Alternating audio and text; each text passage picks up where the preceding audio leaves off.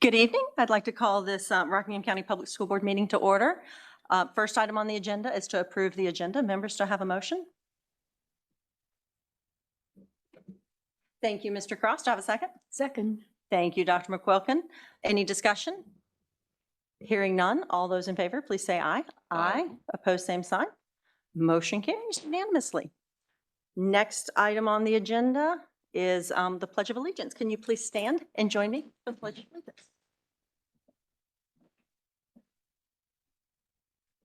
I pledge allegiance to the flag of the United States of America and to the republic for which it stands, one nation, under God, indivisible, with liberty and justice for all. You may be seated.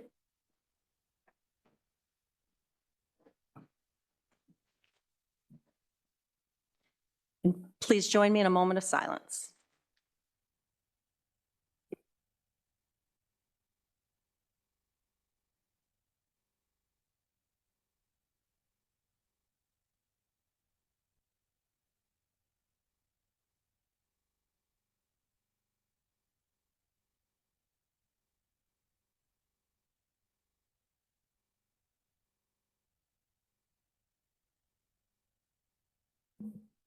Thank you.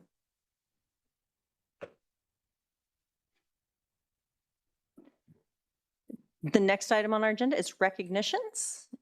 And we have Mr. Bo Dickinson to discuss the JMU Economic Education Awards competition.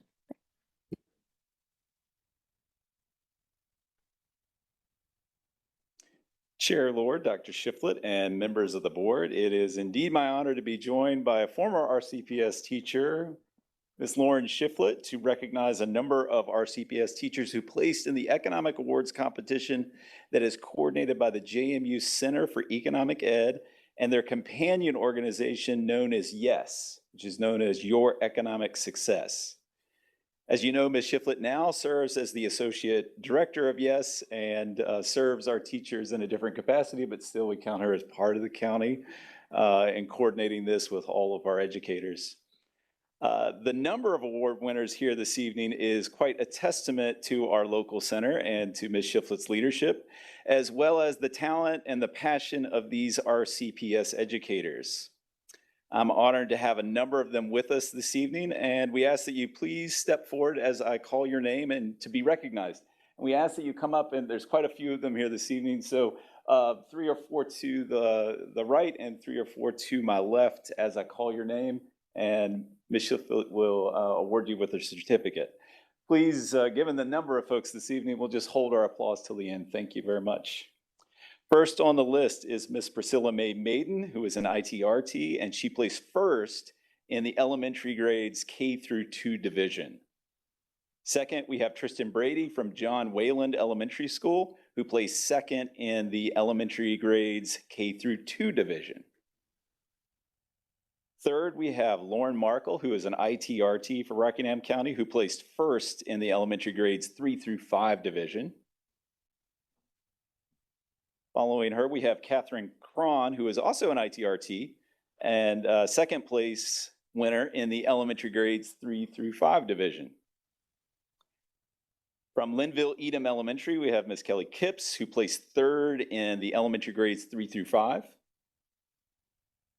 From J. Frank Hilliard J. Frank Hilliard Middle School, we have Ms. Nora Fletcher, who placed first in the middle school division, followed by Kim Dove, who is a civics teacher at Wilbur S. Pence Middle School, who placed second in the middle school division. Mr. Ryan Powell from Spotswood High School placed first in the high school division. And then we have a collaborative team from Massanutten Technical Center, which was featuring Miss Bethany Everidge, Brandon Plogger, and Rebecca Ulrich from MTC. They placed second in the high school division. And then finally, the grand prize in the overall competition was one of our own as well, from Pleasant Valley Elementary School, Miss Brittany Coverstone. Please join me in giving these award winners a round of applause.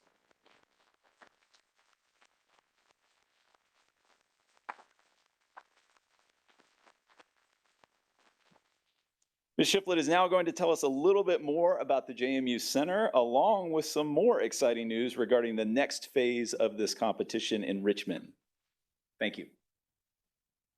I want to thank you for having me this afternoon.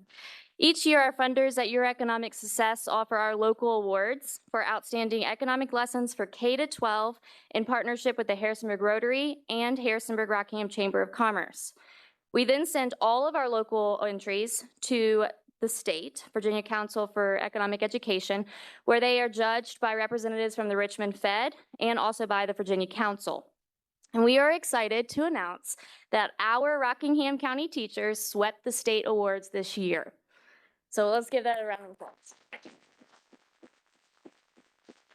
We will celebrate these individuals in Richmond on December 8th. They will be invited to the Fed for a luncheon there.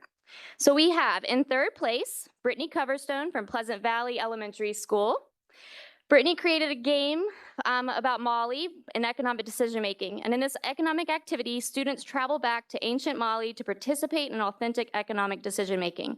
They review resources through game board cards, and they explore opportunity costs and taxation as the king deducts a portion of their earnings. And I had the pleasure of realizing how special that game actually was by a particular student. In second place, Ryan Powell from Spotswood High School. He created the economics of Legos. Legos are super popular these days, and students learned about the economic journey of Legos from wooden toys to a global toy giant. They explored investment possibilities and created their own Lego sets based on what they had learned. And in our first place, Lauren Merkel from an RCPS ITRT, she created Stick With It. This innovative design project empowered students to become entrepreneurs through the creation and sale of their own vinyl stickers while developing skills in digital design, market research, production, marketing, sales, and customer service. And we are so excited to be able to recognize them this afternoon. Wait, don't go anywhere. And we want to shake hands. So. Get a picture. Okay. Well, the picture, shake hands. I'm gonna take the picture.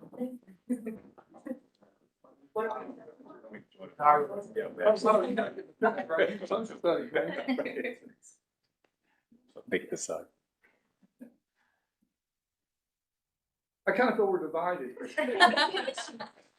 You know, this is kind of upward shot here. Now, I am not really a really good photographer, but I assigned myself this job. So, all right, we got it. Thank you. Thank you. Congratulations. Thank you, guys. Congratulations. That's awesome. Thank you. Congratulations. Appreciate it. Congratulations. We're just kind of a mess up here, aren't we? Thank you.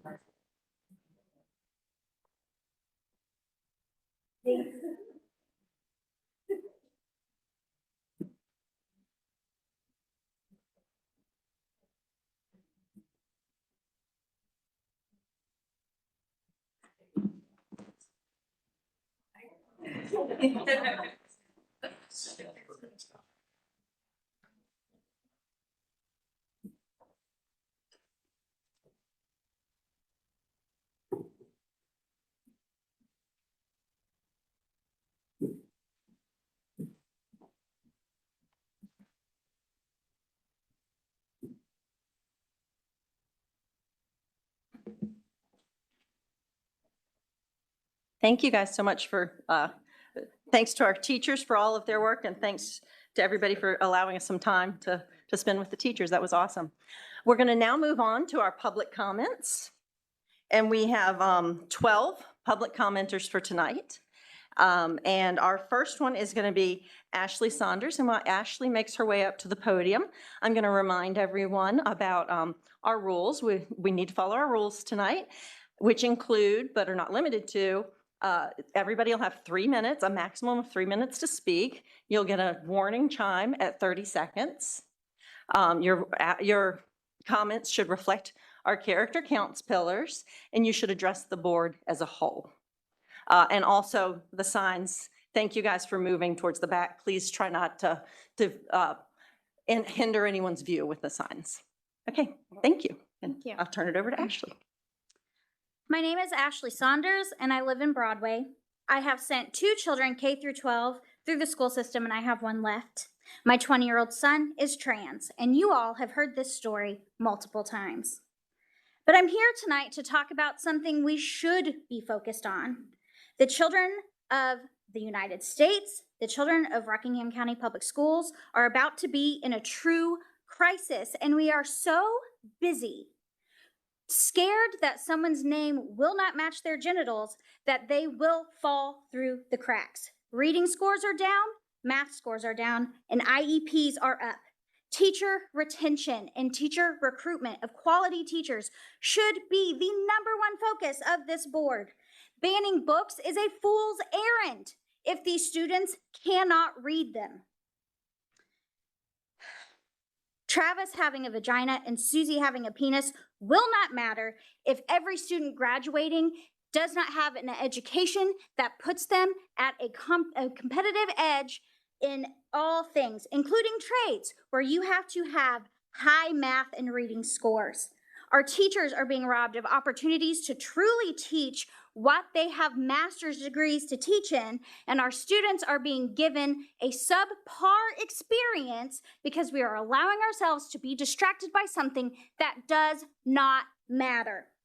I have sat through hours of public comments at these board meetings, and I have never seen so many adults fight for the right to give their children less than what they were given. And I am gobsmacked every time. Public education is the parent's choice. When you say, I'm sending my child to a public school, you say, I trust the administration, the teachers, and everyone involved to give my child an education. If you don't want certain things taught, there are private schools and you can homeschool, but leave public school alone. I can no longer scream into this void. My energy and voice are needed in many other places, but I'm going to continue to vote and organize until we have a board that respects student rights first and teachers' rights second, over parents who do not even send their children to public school. If you are a student and you are watching and you are trans or LGBTQ, we love you. We are fighting for you because Valley values our trans rights. Thank you. And thanks to the crowd, I did forget to mention no emotional outbursts, but you guys remembered that, so thank you for that.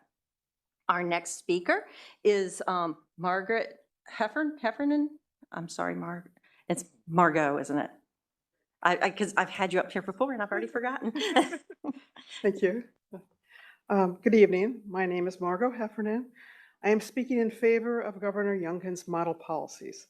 I am also a board member at Women's Liberation Front, or WOLF, 501c3 feminist organization that restores, protects, and advances women's rights using legal argument, policy advocacy, and public education.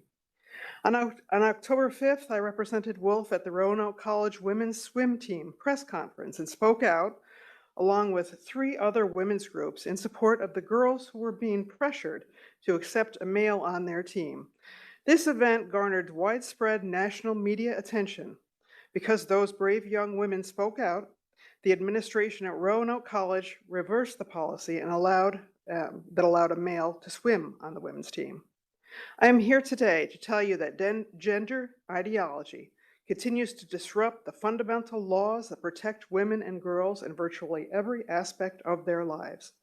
Perhaps this school board needs to be reminded that the 2 egregious sexual assaults that occurred over 2 years ago in Loudoun County were the direct results of the state's failure to protect girls from gender ideology. Governor Youngkin's model policies are designed to restore parental rights and decision-making about their child's identity while protecting the safety and dignity of all students, especially girls. The Attorney General said in August that schools must follow these policies and reiterated that these policies are fully compliant with the law and school boards across the Commonwealth should support and implement them. Yet, as of September 20th, this school board voted to delay provisions related to withholding information from parents, compelled speech, the use of bathrooms and changing facilities according to sex, and single-sex athletics.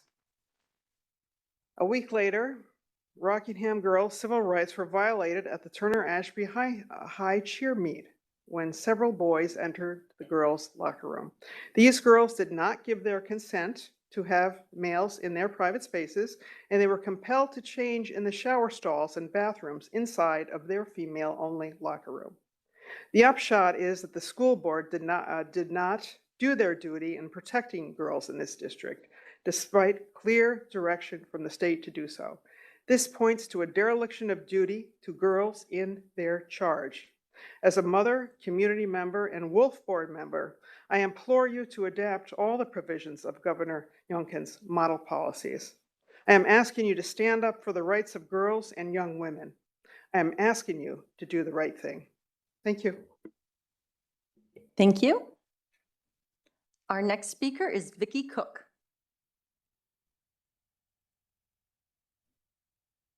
I want to thank you all for allowing me to speak. So I'd like to start by addressing model policies, which I took off and have read over and over again.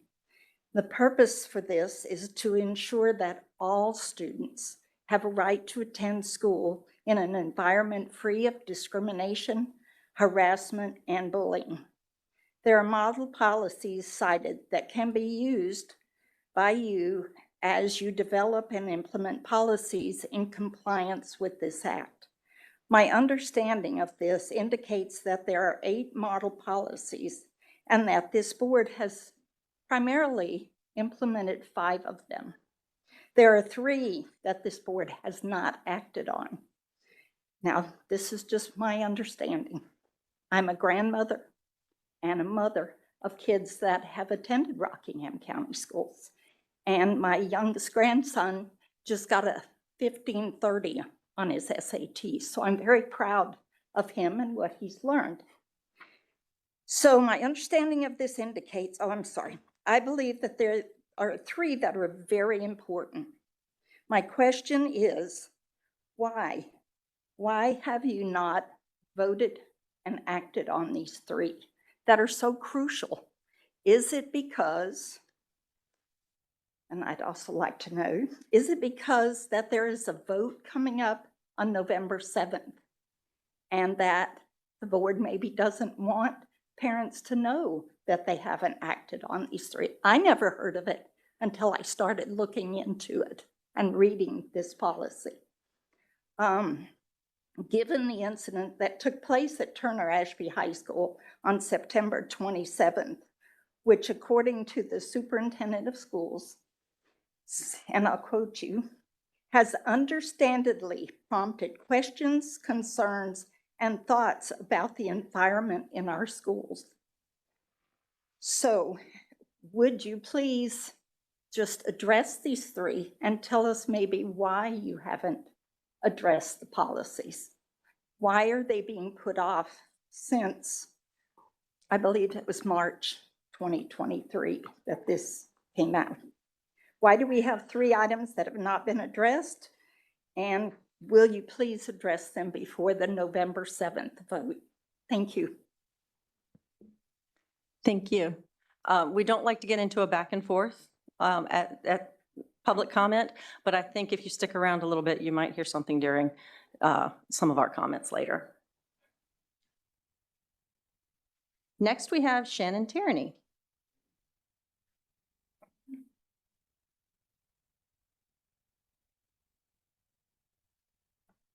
Hi, my name is Shannon Tierney. I'm a community physician and mother to a Montevideo student.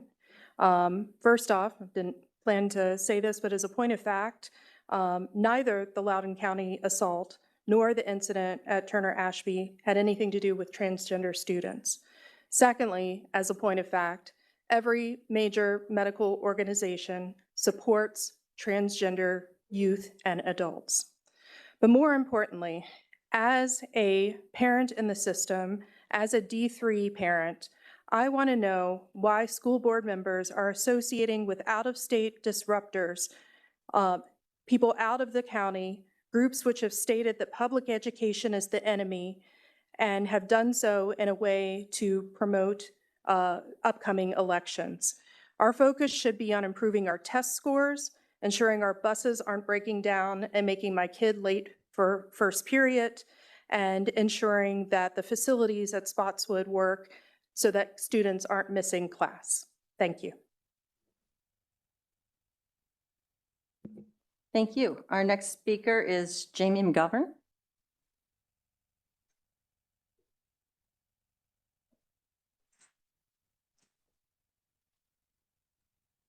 Hi, and thank you to the school board and Dr. Shiplet for giving me the time to speak. I'm a teacher here in Rockingham County, and I'm a transplant to this area. For the 4 years I've been here, I've talked about the beauty of this place, not only the mountains that surround us, but of the people who make up these wonderful communities. I'm here to speak about the policies regarding our transgender students. I've been so blessed to have the opportunity to watch all of my students grow and learn as they come into their own here in the county, and to work with the incredible number of parents who offer their unconditional love and support of these young people. As a teacher, I believe it truly does take all of us to create the exceptional educational environment we have and need. Part of the reason that I became a teacher was to amplify student voices. Last year, I was able to participate in the Community Dialogue and the Safe and Caring Schools project, and over again, I heard students beg for a seat at the table. I don't believe these proposed policies give them that seat. Coming out is a deeply personal experience, and it happens over time. I know that it took me over 5 years to be able to know and love myself and to share it with the people I love. By enacting these policies, you are denying some of our most vulnerable students of those basic human rights. Having worked with so many parents, I know from the bottom of my heart that you love your children. I also know that sometimes children aren't who we think they are. I cannot imagine having to process that as a parent, and I cannot imagine getting a phone call from someone I barely know telling me who my child is. It's not an easy conversation for anyone to have with their loved ones, but I believe that you are all so capable of providing safe and loving homes for your children where they'll feel comfortable to do this. Right now, there's a perceived divide between parents and teachers, despite the fact that we all truly want what's best for our students. And I'm begging you, both school board members and parents, to give us all the opportunity to work together to continue to be this place. Passing these policies erodes trust between school staff and parents and between students and their adults at home. It puts students in harm's way, and as a teacher, one of the most fundamental parts of my job is keeping students safe. I love your kids. No, I don't love them in the same way that you do as parents, but they're part of my heart. I truly believe that we have the opportunity right now to have hard conversations with each other, and by forcing people's hands takes away from that. Listen to the voices of our children, give them that seat at the table, and trust them to know best about themselves. Thank you. Thank you. Our next speaker is Patrick Fritz.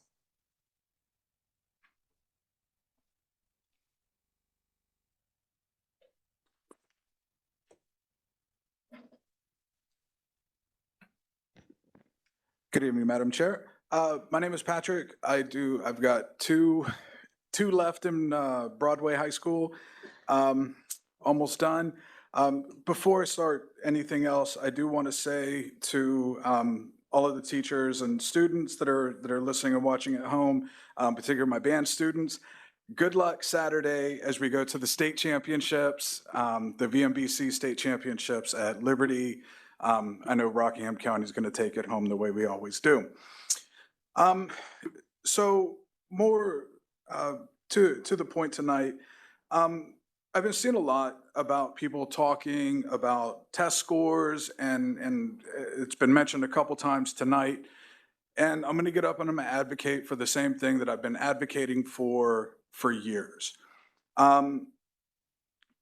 If we really are concerned about raising our test scores, then what we really need to do is go out and recruit these teachers and get our elementary schools fully staffed with music education. If you want to give our children lifelong learning, the skills for lifelong learning, music education is by far the best vehicle to do that. It teaches them language skills. It teaches them math skills. It teaches them how to work as an ensemble. It teaches them how to translate and comprehend things well beyond the music that is in front of them. Further, it rounds them out as human beings. Music, there's a reason that music has been such an integral part of society since we came out of the trees. It is how we express ourselves. It is how we learn. It is how we communicate. It is how we communicate across cultures, across languages, and across time, right? We want to talk about going back to basics, then let's do that. Let's make sure that we're going out and we're putting full-time music teachers in every one of our elementary schools. But how can we do that when we can't, when we're losing teachers every day? I see it in my office every week. Teachers that are leaving Rockingham County or refuse to even apply because of the atmosphere that certain people have created here. We can't recruit and retain these teachers. We can't educate our children. We can't get back to basics as we bear false witness, as we lie about what goes on in our schools. Thank you. Our next speaker is Abby Schwimmer. Schwimmer? Oh.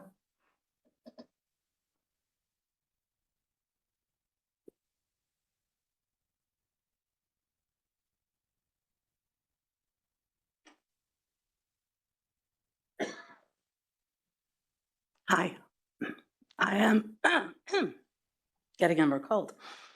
I am a Rockingham County resident. I am a mother. I'm also a historian, and one of my specialties is the history of education.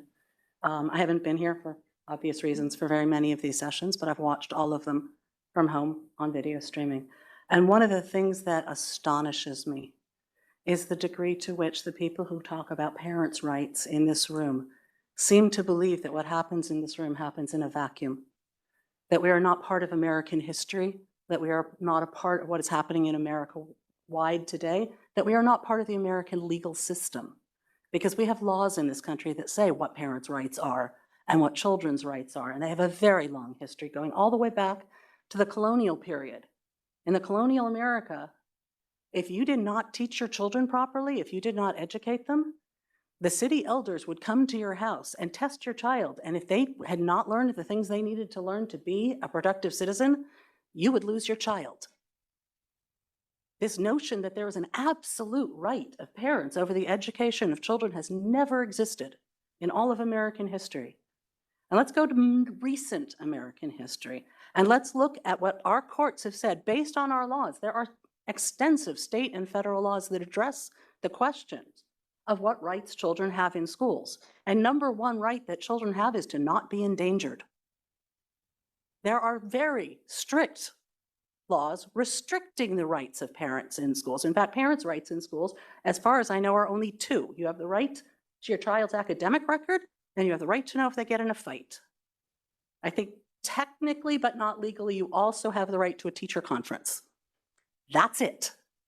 And if you look at what's happened in America recently, and you look at the court cases, some of the lower courts have been variable, but when it gets to the appellate court level, every single decision, whether it is transgender kids in bathrooms or transgender kids in sports, or most recently, whether transgender kids get outed to their parents, the courts have decided for the rights of privacy of the children every single time.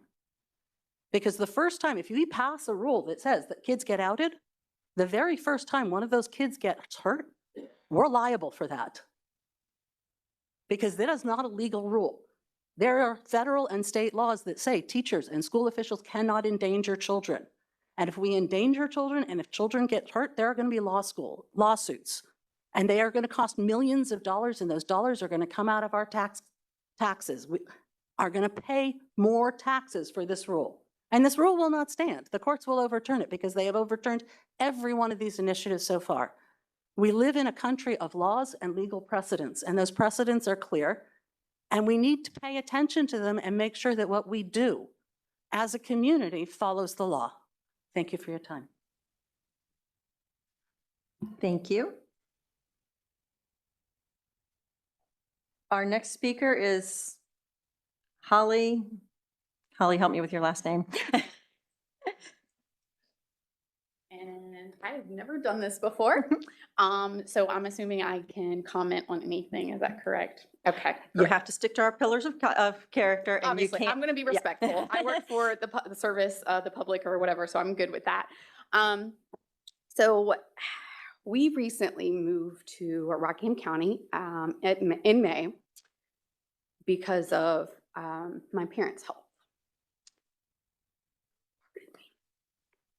My dad is in stage 4 kidney disease. My mom has some severe arthritis going on. So we moved from a very diverse school jurisdiction to Rockingham County, which is a lot less diverse. My children are biracial. And then recently we get a redistricting. We literally just moved. My daughter is a junior this year and is going to be a senior. So having her move again is just heartbreaking. My son, he will be going to high school next year, and it was so excited about playing football for Spotswood. I don't want to have to uproot my children again. And I'm not so naive to know that the world revolves around me. I know it doesn't. It doesn't revolve around my children, but my world revolves around my children. And I do not want to uproot them again. So living at Meadowbrook, I'd like to know what are my options to keep my kids at Spotswood so I would not have to move them again. Thank you.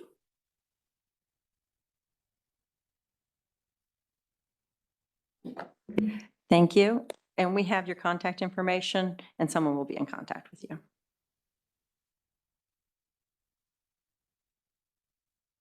Our next speaker is Scott McKellen.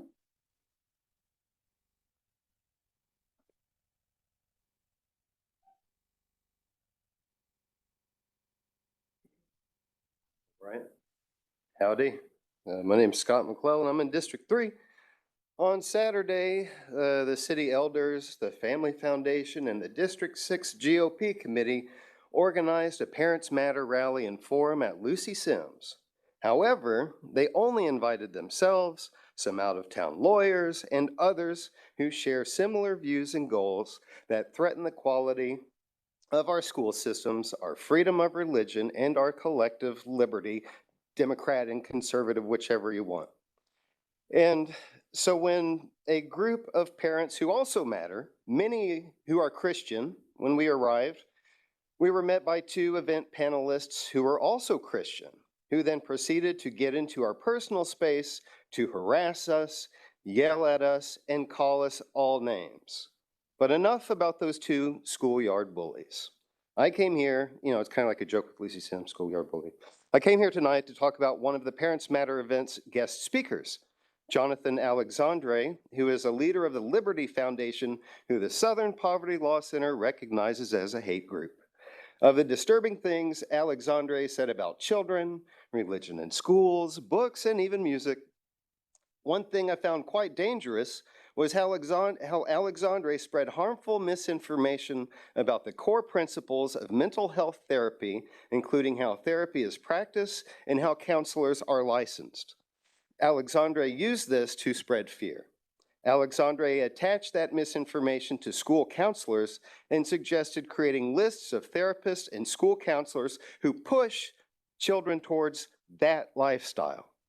I believe arming the public with such dangerous misinformation and creating databases could lead to school counselors eventually being harmed or kids not having school counselors at all.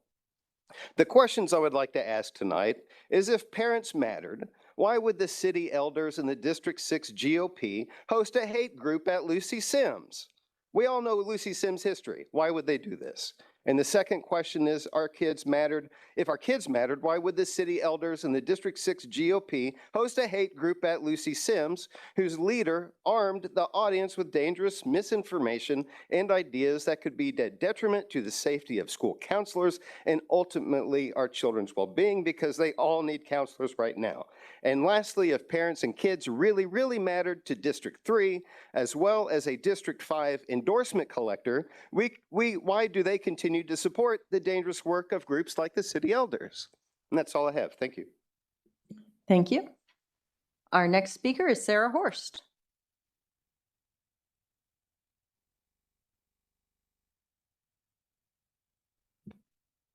Hi, good evening. I want to start out this evening by thanking Dr. Shiflett for his email to the community. He provided more transparency than we have ever seen in this division surrounding an incident. So I appreciate that. That's refreshing and should be commended. This is what the parents and community members have asked for.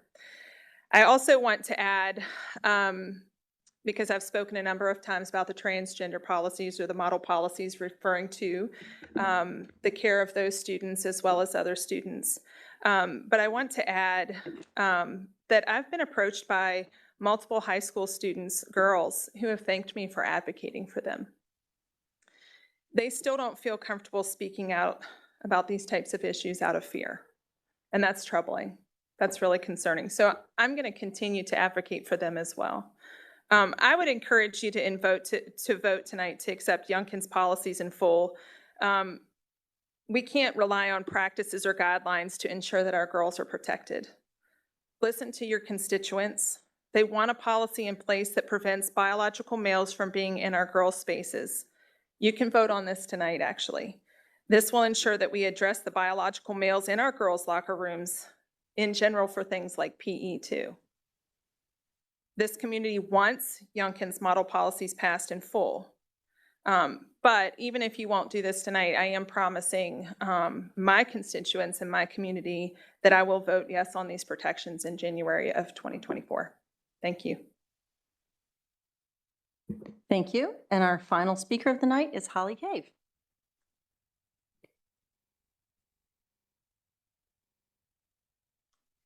Hi, I'm Holly Cave. I also want to thank Dr. Shiflett tonight for your email to the community informing us of what exactly happened at Turner Ashby. It certainly is a breath of fresh air, and we know that you are just doing the best that you can with the mess that you've inherited. And so I thank you for doing that. I want to thank you for asking the why question, because it's an earmark of a great leader. And so I appreciate that. I will say this, though, that we would have never had this mess at Turner Ashby, not the mess in the community, not the arguing, not the questioning, not the fear, if we had had Governor Youngkin's model policies implemented in full. Because we would have had a policy to go to say, okay, in this situation, this is what we do. Under Governor Youngkin's policies, we would have sent our cheerleaders, since there were already boys in the girls' locker room, we would have sent them to an alternative safe space for them to change. It's not right that they had to go into shower stalls and bathrooms within the locker room to do that. That was not fair for them, and they're not at the age where they can advocate for themselves. And so this is what happens when you have squish policies that don't govern our schools well, or this is what happens when we have what we call practices. Well, this is what we do, and it changes and it alternates from school to school, and nobody really knows what they're supposed to do. It's no wonder that in this case there weren't administrators, teachers, or coaches that had really any idea of what they were supposed to be doing when this incident happened. And I have to say that we never cared that it was a transgender or not in the bathroom. It was the fact that there was a boy in the girls' bathroom, or I'm sorry, not bathroom, but locker room. That was the issue. And so if we'd had these model policies in place, this would have never happened. We've had 97 days to get this in place, and you guys haven't been able to do it. It's no wonder they're a mess at the school level, because we're a mess at the school board level, because we have something that's called creation and distribution. or creation and implementation. And because it's such a mess at this level, we are a long way away from being able to straighten it out and get implemented in the schools what we are able to do to protect our children. So since you guys haven't been able to do it in 97 days, we'll do it in 77 days when we get a new school board. But I think that it is an absolute shame that our kids should have to go even one more day completely unprotected as they are right now. Thank you. Thank you. And that concludes our public comment for the evening. Thank you to all of our speakers. Oh.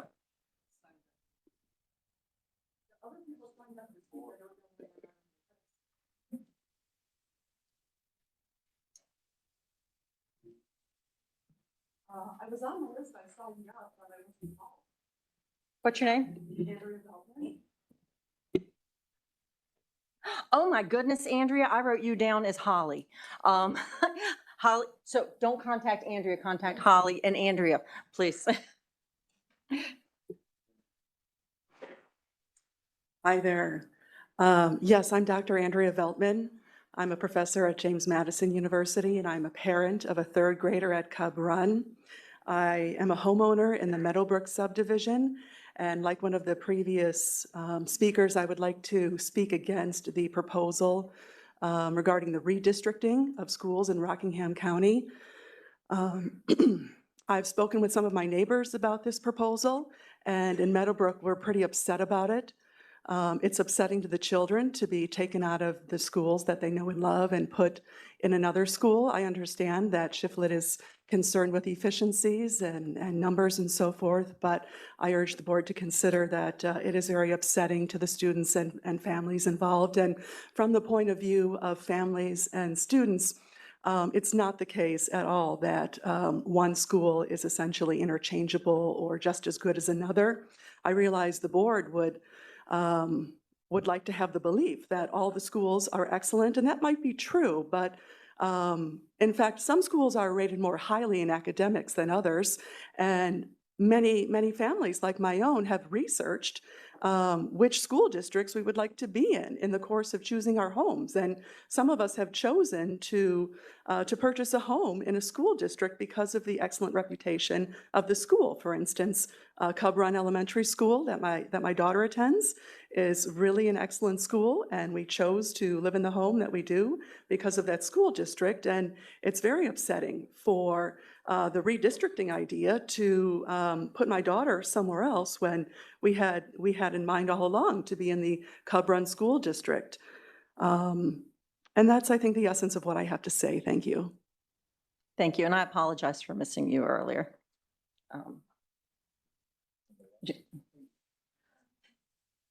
I'll allow it.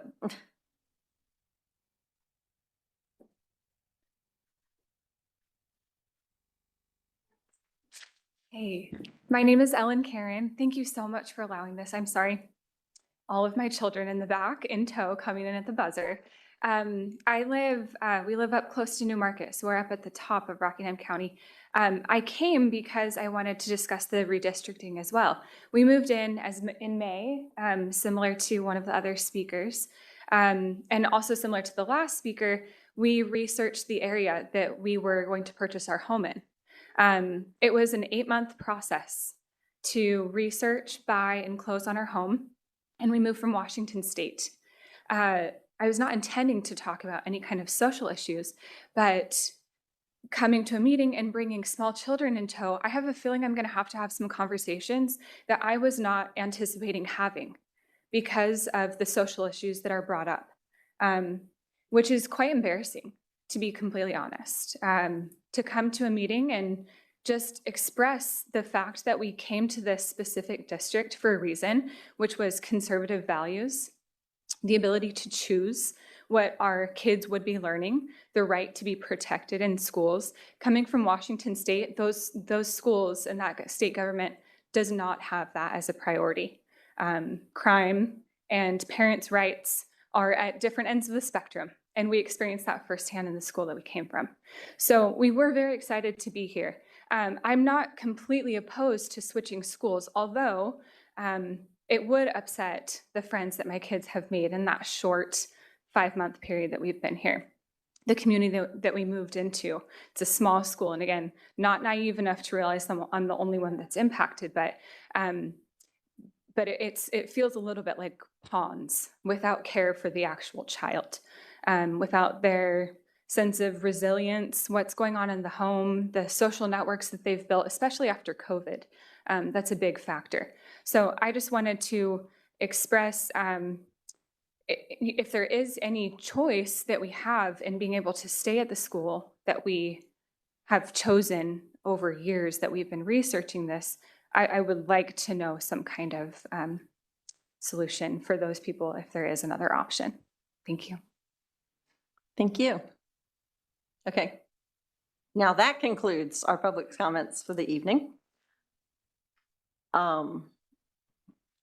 Next item on the agenda are highlights by board members. I'm going to start with Mr. Dixon. Well, thank you to everybody coming out tonight. Their respectful dialogue and public comment. It's always good to get feedback, and especially with redistricting coming up, it's good to hear community's input, and it's definitely heard. So my highlight tonight is I just want to thank the high school government classes that have been putting on some wonderful debates that we've seen over the last couple of weeks. I think the students have really shown their prowess, their educational ability, and what they've picked up in the classes so far. So I've been thoroughly impressed with the students, and I just wanted to highlight that tonight. So thank the teachers that are putting those classes on and providing that opportunity for kids. Thank you. Dr. McQuilkin. Thank you. My first highlight is the Fine Arts program continues to work. Last Thursday, there was an all-county choir, middle school and high school, and I understand, although I wasn't able to be there, Dr. Schiffer was there, and I understand that it was a wonderful program, and we continue to highlight all the fine arts in Rockingham County. My second highlight is this past Wednesday, I went to the unified basketball game, which happened to be held at Harrisonburg. But there is one last unified basketball game coming up, and it's going to be this Wednesday, day after tomorrow, at Spotswood High School, starting at 5:30, and we'd love everybody to come and watch the students who participate in the unified basketball games. Okay, Mr. Cross. Thank you. Thank you for everybody who came out tonight, spoke, and shared your heart and your concerns. As a board, we listen and take notice of what you have to say. My first highlight tonight goes out to Miss Elizabeth Lamb, who's the Spotswood High School career and technical educator. She took her classroom out to the Shenandoah River. They were able to venture down the South Fork of the Shenandoah River with the Chesapeake Bay Foundation. Ms. Lamb's class learned how our community impacts our rivers and learned how it impacts the Chesapeake Bay. They checked the pH levels in the river and even had a chance to catch hellgrammites. And if you're a fisher here in Rockingham County, you know what a hellgrammite is. Smallmouth bass love those, and I'm glad they had an opportunity to check those out. So I want to say thank you to Ms. Lamb for getting our students out of the classroom and into nature on this local field trip. My second highlight tonight goes out to Dale Shiflett. Sorry that I missed you on the last board meeting, but Coach Shiflett at Spotswood High School has become the winningest coach in Spotswood High School's history. He coaches the varsity boys football team, and I just want to say congratulations to Mr. Shiflett, his coaching staff, and all that he does, because if you've ever worked in a high school, then you understand just how important having a football coach in the school is, because it really helps out the environment inside the school. So I just want to say thank you so much to Mr. Shiflett. What you do on the field is seen also in the classrooms and also on the school environment. So thank you, Dr. Shiflett, for that. And my last one goes out to Coach Marcus Davis. And all the volunteers that you have had to help redo the baseball field there. The last couple of weeks, they ripped up all the grass on the infield. They actually took out some dirt, and they also brought in new playing field dirt and put that down. And they had also new grass put down there on the infield. So thank you to all his work that he puts into the system out there. Thank you to all the parents and all the volunteers that do everything you do to allow our kids to have a great experience in high school athletics. So that's all I have. Thank you. I would like to thank my fellow board members. Last Monday, we were able to come together. Well, y'all were able to come together. I was under the weather, so I joined by phone. But we had a great conversation about the remaining D, G, and H parts of the model policy. And I think we were able to make some headway on creating a policy. And that's really what it is. We're just trying to take our time and find a more, some of our policies are more comprehensive than the model policies, and some of them we need to figure out what's the best fit for Rockingham County. And I think we worked really hard on that on last Monday. So I want to thank you guys for coming together and working on that. I also, in the past week, attended my committee assignment of the MTC Foundation meeting, and that I've worked with a smaller group, and we have revamped the way that the foundation works.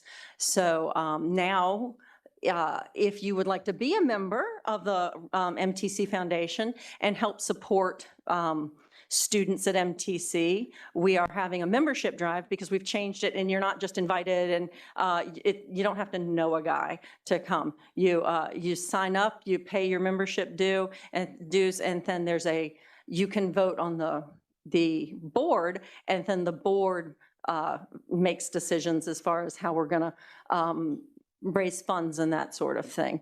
And they are also working on taking over the concert series from MTC, because that is a major fundraiser for MTC. And since we've put it in a 501c, which is basically a fancy way of saying a charitable group, we can do even more exciting things with that, and it opens it up for more businesses to be able to make contributions to MTC that can be used to fund our student activities. So I'm super excited about that.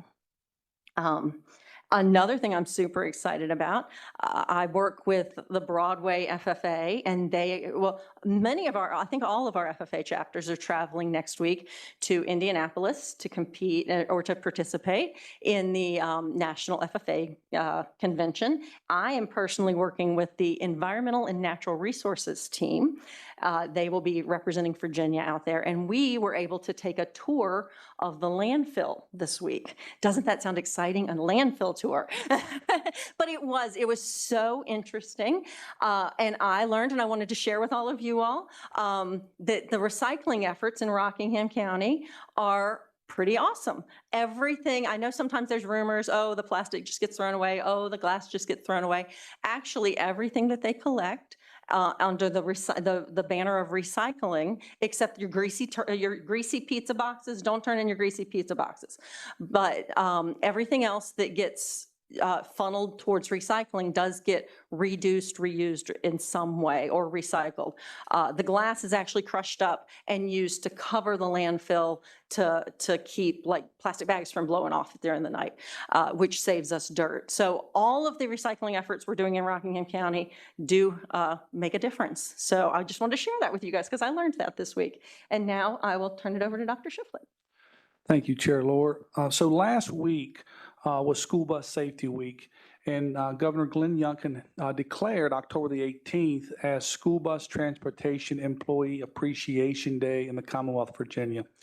And I just want to take a second to recognize all of our bus drivers, the mechanics, our routers, our administrative assistants, and our leadership team for all their hard work to get our students to school each and every day. This past Friday, I rode the bus with Bridget Balger. So we were riding around Sandy Bottom, Beldor, that part of Rockingham County. She drives for Riverbend, Elkton Middle, and East Rock. She does an excellent job. I'm just always, student gets on the bus, she says, happy birthday, right? I mean, they make connections and build relationships with these students. It's amazing. But one of the reasons I'm riding the buses into more of the remote areas of the county is so that I have a greater appreciation for what normal road conditions are like. So that way, when we have to make a decision about closing schools, I can be a bit more informed. For example, Ms. Balger has to make 5 turnarounds on her route. So maybe the roads are clear, but she's got to find a place to turn that bus around, right? And those spaces, I was amazed at one particular spot, she had to turn her vehicle, the bus around between two parked cars. And I was just like, wow, I couldn't, it was like unbelievable. So I've already visited, let's see, the northwestern part of the county. Now that was, let's see here, I got the northeast. I know the southeast. I've driven a bus on those roads. I got that one down. So I've got to head out now to the southwestern portions and ride out some of those roads. But again, I just am so appreciative of what our bus drivers and our transportation department provides for our students. Also, I do want to highlight some fine arts. I did have an opportunity to hear the all-county choir. We had 97 middle school students and 108 high school students perform, and it was an excellent performance. Brought all the middle schools together. They sang a few songs, brought all the high school kids together from all 4 schools, and they sang, I think the high schools, the first 3 songs were in Hebrew and Latin, so I have no idea what they were singing about, but it was really good music. I can say that much for sure.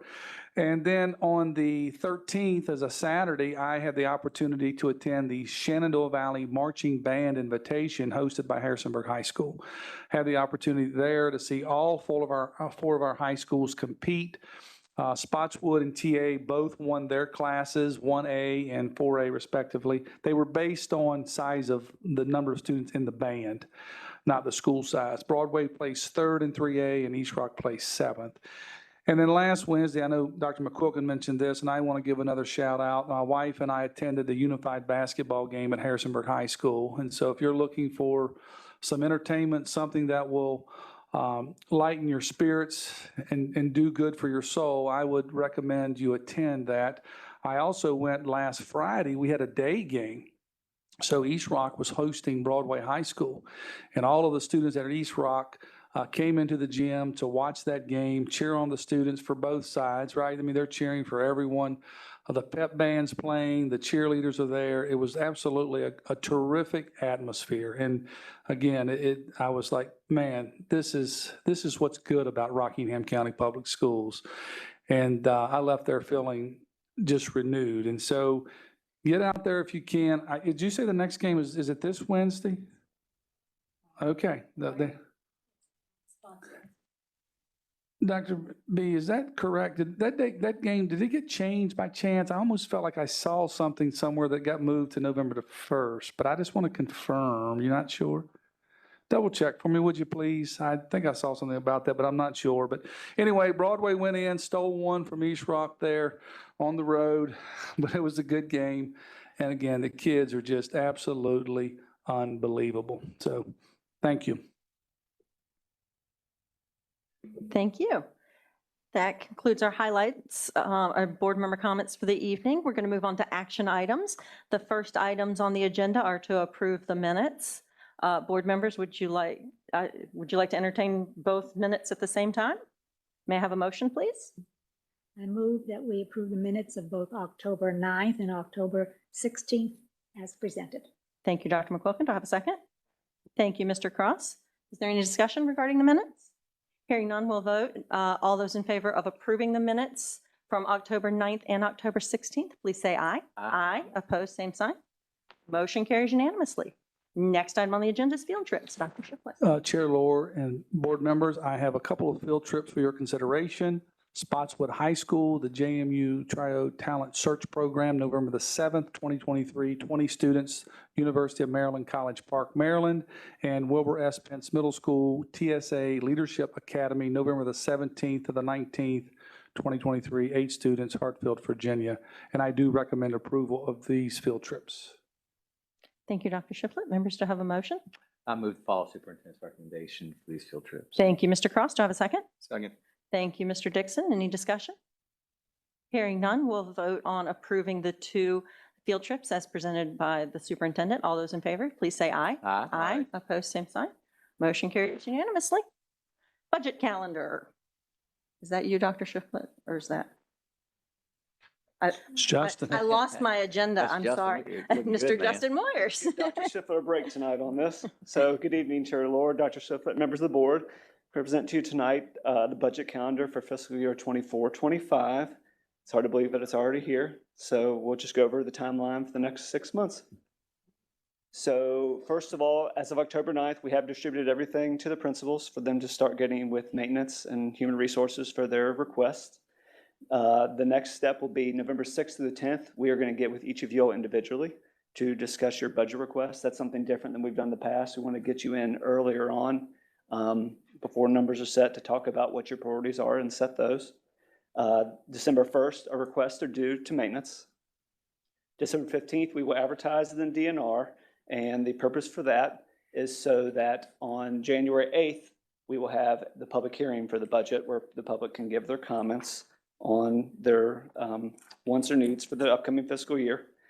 January 5th, the budget requests are due to the finance office. Then January 15th through the 19th, we will have budget work sessions with the new board members, Dr. Shiflett, myself, individually with them for any new board members that we may have.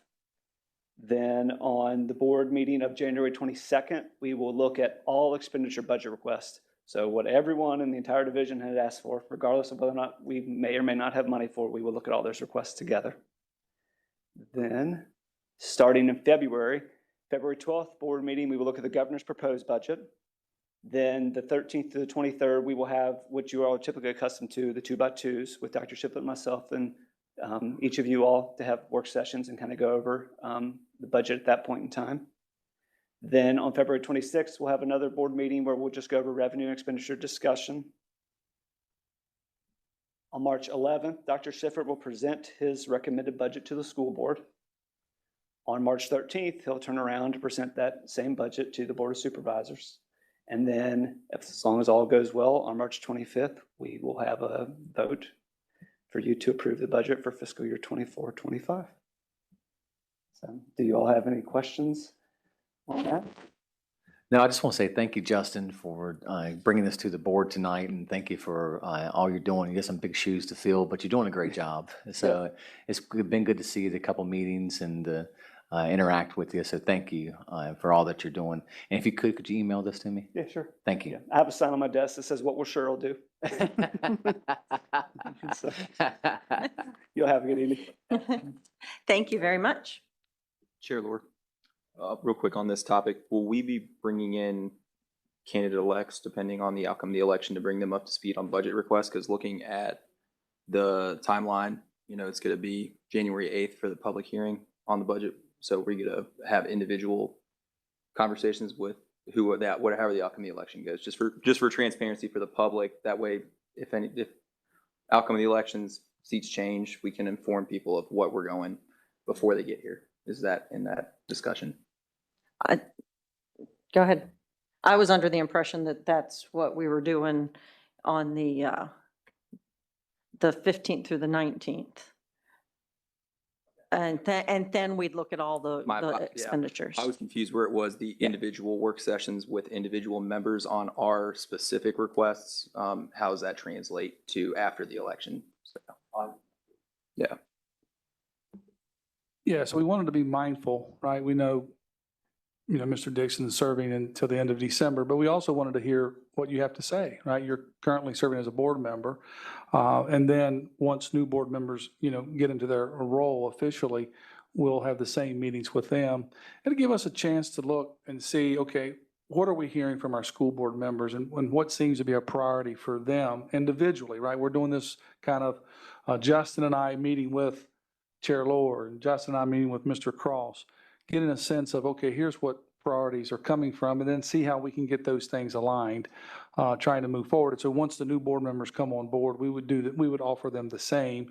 And then as he mentioned in that process, once we get a little further down the road, we'll have those. Traditionally, we've met, 2 board members would come in and meet with superintendent and chief financial officer, and then kind of narrow in. But this is, for us this year, kind of new, getting the board members to come in almost step one in some ways, because we're kind of collecting information currently from principals and what have you, and that's going to be an ongoing process. Okay, does that clear it up a little bit?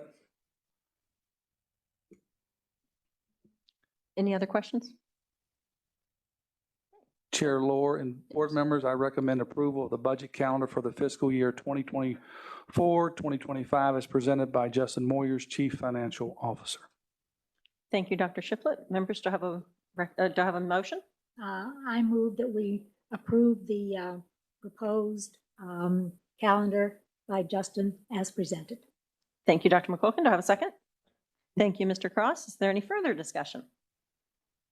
Hearing none, we will vote on the approval of the budget calendar for fiscal year 24-25 as presented. All those in favor, please say aye. Aye. Opposed, same sign. Motion carries unanimously. Next item on the agenda, policy revisions. Ms. Becky Tennell. Ms. Tennell makes her. Oh, as Ms. Tennell makes her way to the podium, that unified game is not this Wednesday, so I want to make sure I get that clear. It's November the 1st. I thought I saw that somewhere, and I just wanted to make sure I'm not giving out wrong information. People show up somewhere tomorrow night or Wednesday night, and they're fussing at me. So it's November the 1st. So that's the day was changed for, I don't know what reason, but there you have it. Very good. Chair Lohr, Dr. Shiflett, that's good. I love the unified game. They used to come to John C. Myers and perform for us, and our kids played against them. And we did it during Bully Prevention Month. It was a great activity. I was not at the last board meeting because I was at a conference for Title IX, which was a wonderful experience for me. So Dr. Aldifer brought a policy for your information, and so I'm coming tonight for you to take action on it. It was a very small change, just a number of years for credit for people at MTC. So I'm happy to answer any questions that you might have. Thank you. Board members, do we have any questions? Okay. Dr. Shiflett? Sorry about that, wrong page. Chair Lohr and members of the board, I recommend approval of the proposed policy revisions as presented by Mrs. Tennell. Thank you. I was on the wrong page too, so at first I thought I'd done something wrong, so thank you. Members, do I have a motion? I make a motion to follow the superintendent's recommendation to approve the proposed policy revisions as presented on October 9th, 2023. Thank you, Mr. Dixon. Do I have a second? Second. Thank you, Dr. McQuilkin. Any further discussion? Hearing none, we will vote to accept the policy as presented. All those in favor, please say aye. Aye. Opposed, same sign. Motion carries unanimously. Next item on the agenda. Oh, thank you so much. Next item on the agenda is the policy revisions related to the model policy. Dr. Shiflett.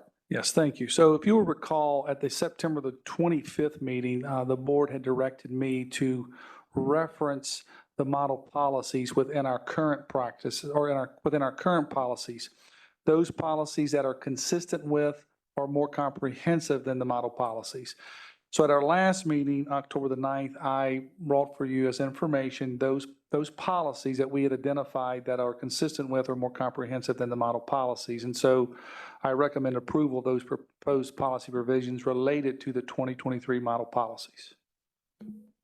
Thank you, Dr. Shiflett. Members, do I have a motion? I move that we follow the superintendent's recommendation to approve the policy revisions related to the 2023 model policies as presented on October the 9th. Thank you, Dr. McQuilkin. The chair will go ahead and second that so we can move along. Any discussion?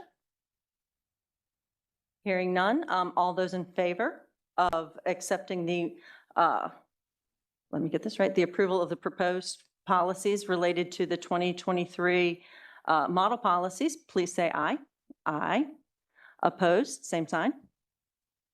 Abstention? Aye. Okay. Okay, it sounds like we have a 3-1 vote. Is that correct? Okay, great. Motion carries. That concludes our action items for the evening. We're going to move on to information items. And we're going to begin with Dr. Kevin Kastner, strategic planning for RCPS.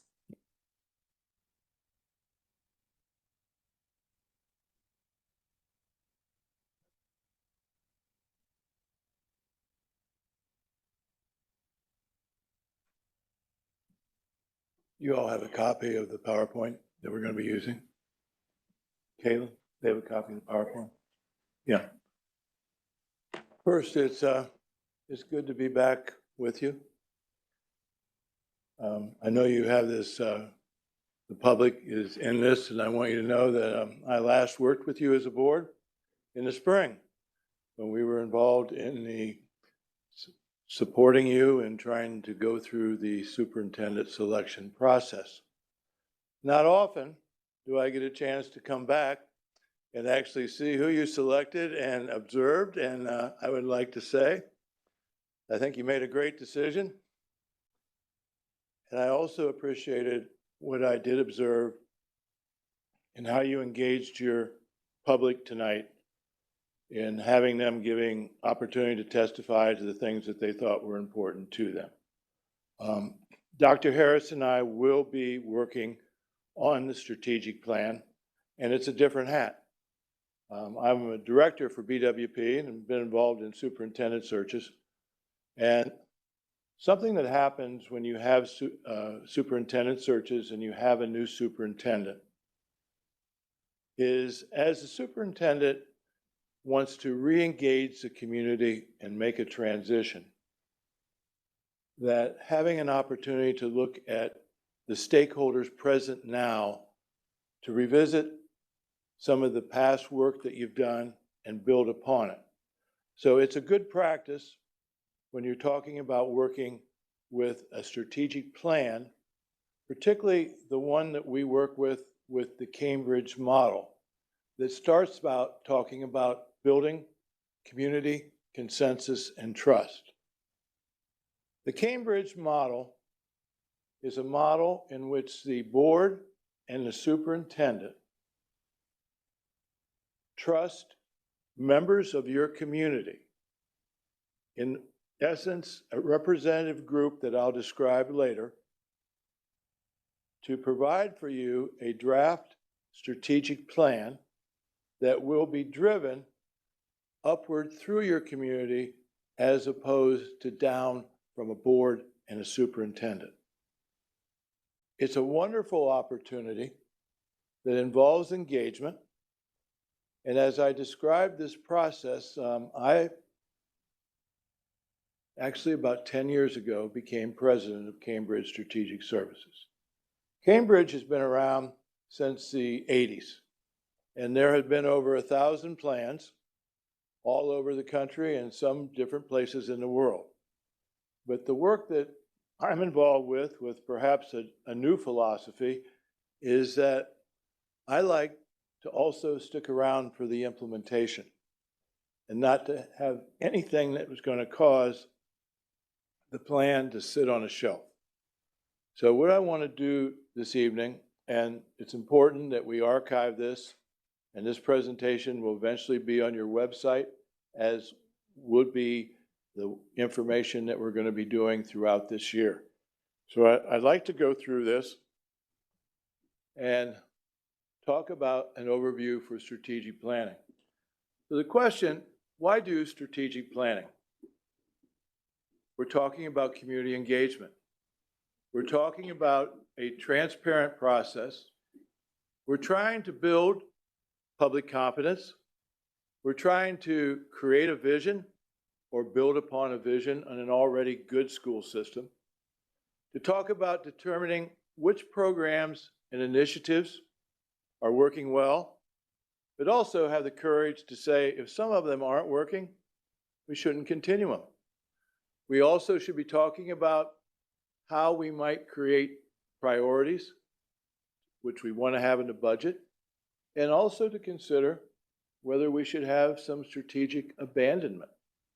Now, how that might be identified will be the people that we're going to go through the process.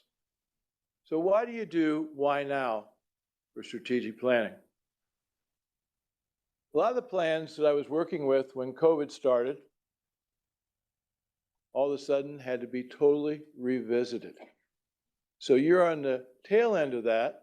You've already had that transition, but still there have been some things we've learned with technology and what works well, and also some things that don't work so well with our kids, and the engagement and all that process, and the people that are living through that can help us to see if we've made some good decisions or we need to revisit any. Because at the time of COVID, We just had to move forward, and we did not have as much of participation in that. We also are talking about change in leadership. We're talking about societal changes, which are occurring all over the country. We're talking about difference of opinion.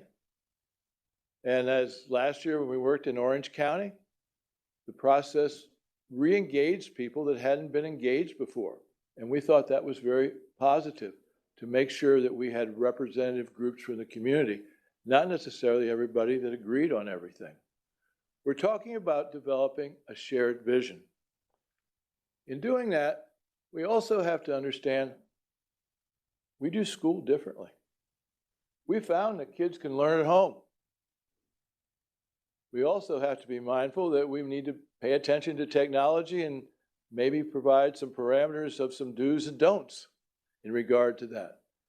We're talking about whatever we have learned, how have we changed as a system? In some cases, we know we're still learning to find out that there's certain kids that didn't do so well. So we're still doing some catch up. Every place it's happening across Virginia.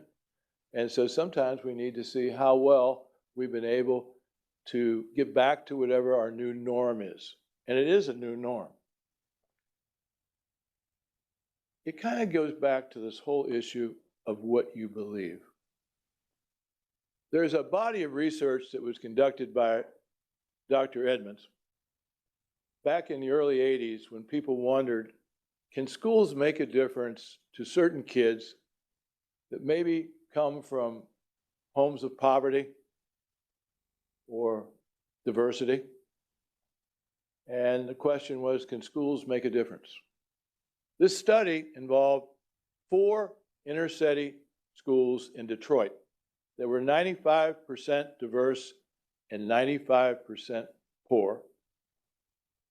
And those schools had the test scores equal to schools in Grosse Pointe, a district that 95% of the students went on to college. So the question is, we know what we need to know. And then it comes in when we do this process and looking at our schools, well, why haven't we made this difference yet so far? So when we're talking about beliefs, we're talking, how do we implement actions and plans for the well-being of each child? Not necessarily just with academics, but also the social and emotional support that children need. We're talking about how we can help all children make something of themselves. So we're not talking college-bound or not college-bound, because you know in this community, you have strong programs in both areas. Your FFA program, a lot of the programs that we know, there's a balance. So it's not an either or, it's a both. We're talking about how you engage parents and the community. We all know that some of the parents we wish would be engaged aren't. So how do we do outreach? When we work in some systems, just in Manassas and a few other places, when they have diverse ESOL populations, how do you get into those communities? And we need to talk about that. We're talking about workplace readiness skills. We're not talking about just college skills. And we're talking about, how do you find the wealth in each child? You know, each year when you have graduation, and you have that 10% of the students that get those gold tassels, how do we recognize the other 90% on their wealth? Whether it be through athletic programs, whether it be through the arts, whether it be the awards that you just talked about that you won, which you're going to win again probably when you go to the FFA conference. How do we bring all the people in there to talk about that wealth? So in doing this, it has to do a lot about beliefs. There's not, each board member here, you got on this job because you care about kids. But you don't care just about some kids, you care about all kids. So what happens when we're going to go through this process, that's what we're asking everybody to do. You know, John Dewey, way back in the early 1900s, made a statement, what the best and brightest parent might want for their child, so should we want for all of our children. So the lens that we're going to be working with in this belief, which I believe you share, is what's going to be, I guess, our magnetic north when we're developing this plan. One of the things in this plan and the way we work at it is we want to engage the home, the school, and the community. So this isn't a central office plan.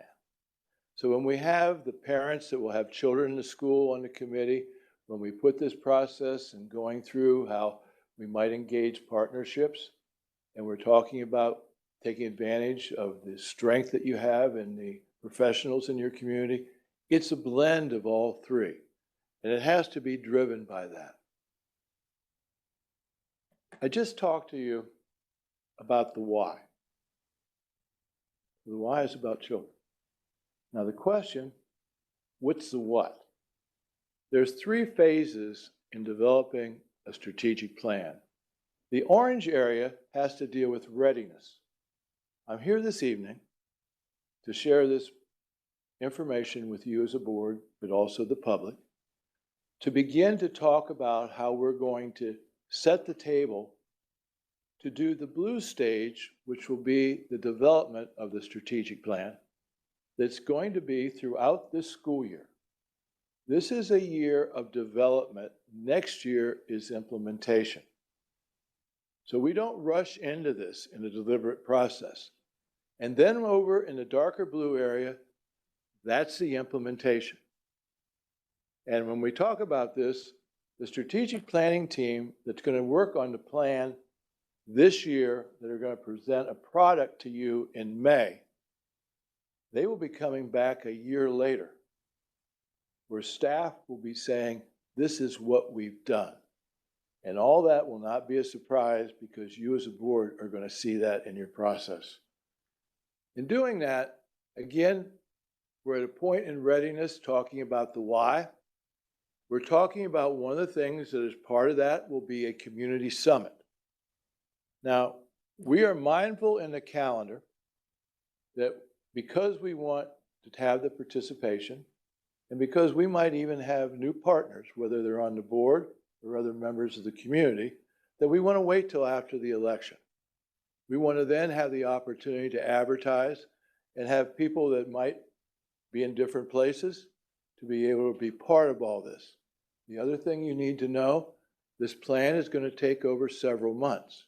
So it's going to transition from November to December to January to February to March to April. So there won't be any gaps in the sense for people that want to be engaged and be involved. So in the stage right now that we're talking about, we're getting into the readiness. Let me describe that a little bit more. We're going to have to develop a steering committee of 25 to 28 people. Now that steering committee, I'm going to tell you a little bit more about it, and we're going to have a community summit, maybe before Thanksgiving, maybe after, depending what staff says. And we're going to be asking all the people that get involved to become ambassadors for the system. We're going to be engaging new stakeholders. Now, who's going to be on the strategic planning team? You're going to need to have 2 board members. You choose. So the board, whoever's going to be on the board, we want to try to make sure that it's after the election and we have the board make that choice. We also are going to have at least 4 students. And then we're going to have business leaders and civic leaders, central office, elementary staff, secondary staff. And what we're going to be looking for, we're looking for 2-fers and 3-fers. Meaning we want people that have additional access. So if you have a pastor, they also has 4 kids in the school system, we want to know that. If we have a member of the Chamber of Commerce that's involved in things. So we're looking for, we hope, a lot of these people having the investment with children or grandchildren.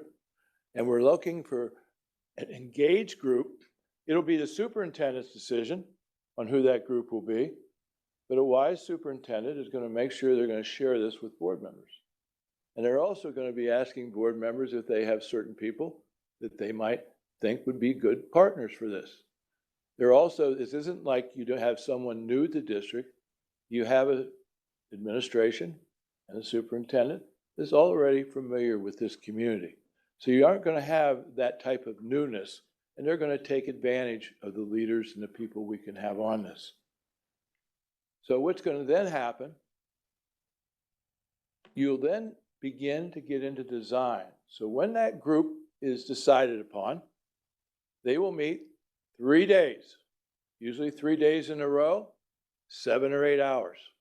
7 or 8 hours to do the work. And in that process, they will develop a draft plan that will be put on your website for everybody to see. And then we'll get into action planning. And in the action planning, it possibly could involve another 100 people or so. And so the action plans are taking the draft plan and then getting into a roadmap of how you would implement it. And then that goes back to the original strategic planning team, and they report to them, and that will probably be in April. And they will do their work. Let's go to a few details here. You're going to have the steering committee. You're going to do the work. And I want to tell you something.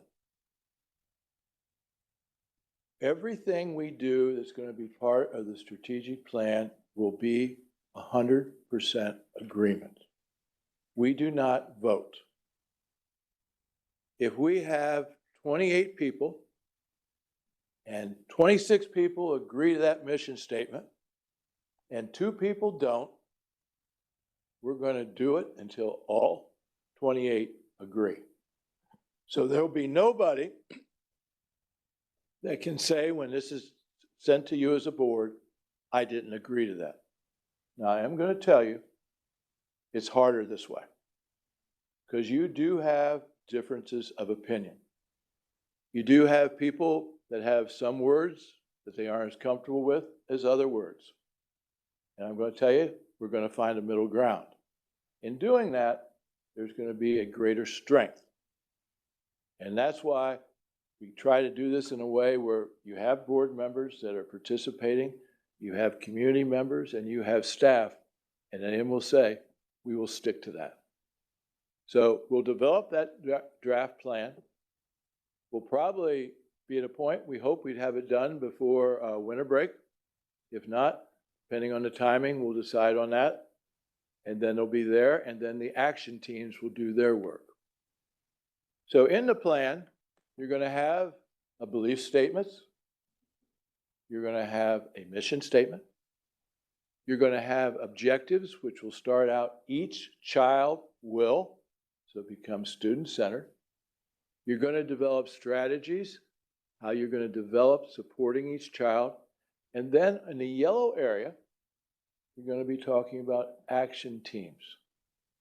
The action team participation is open to anybody in your community. Because of necessity, in order to do the plan, you've got to stick to around 25, 28 people, or it'll take a lot longer than 3 days. So these are the components that you will see.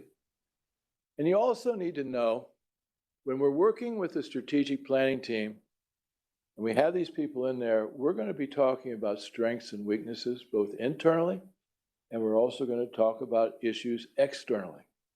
So you're not doing a plan in isolation to what you already might be building upon or doing in the system.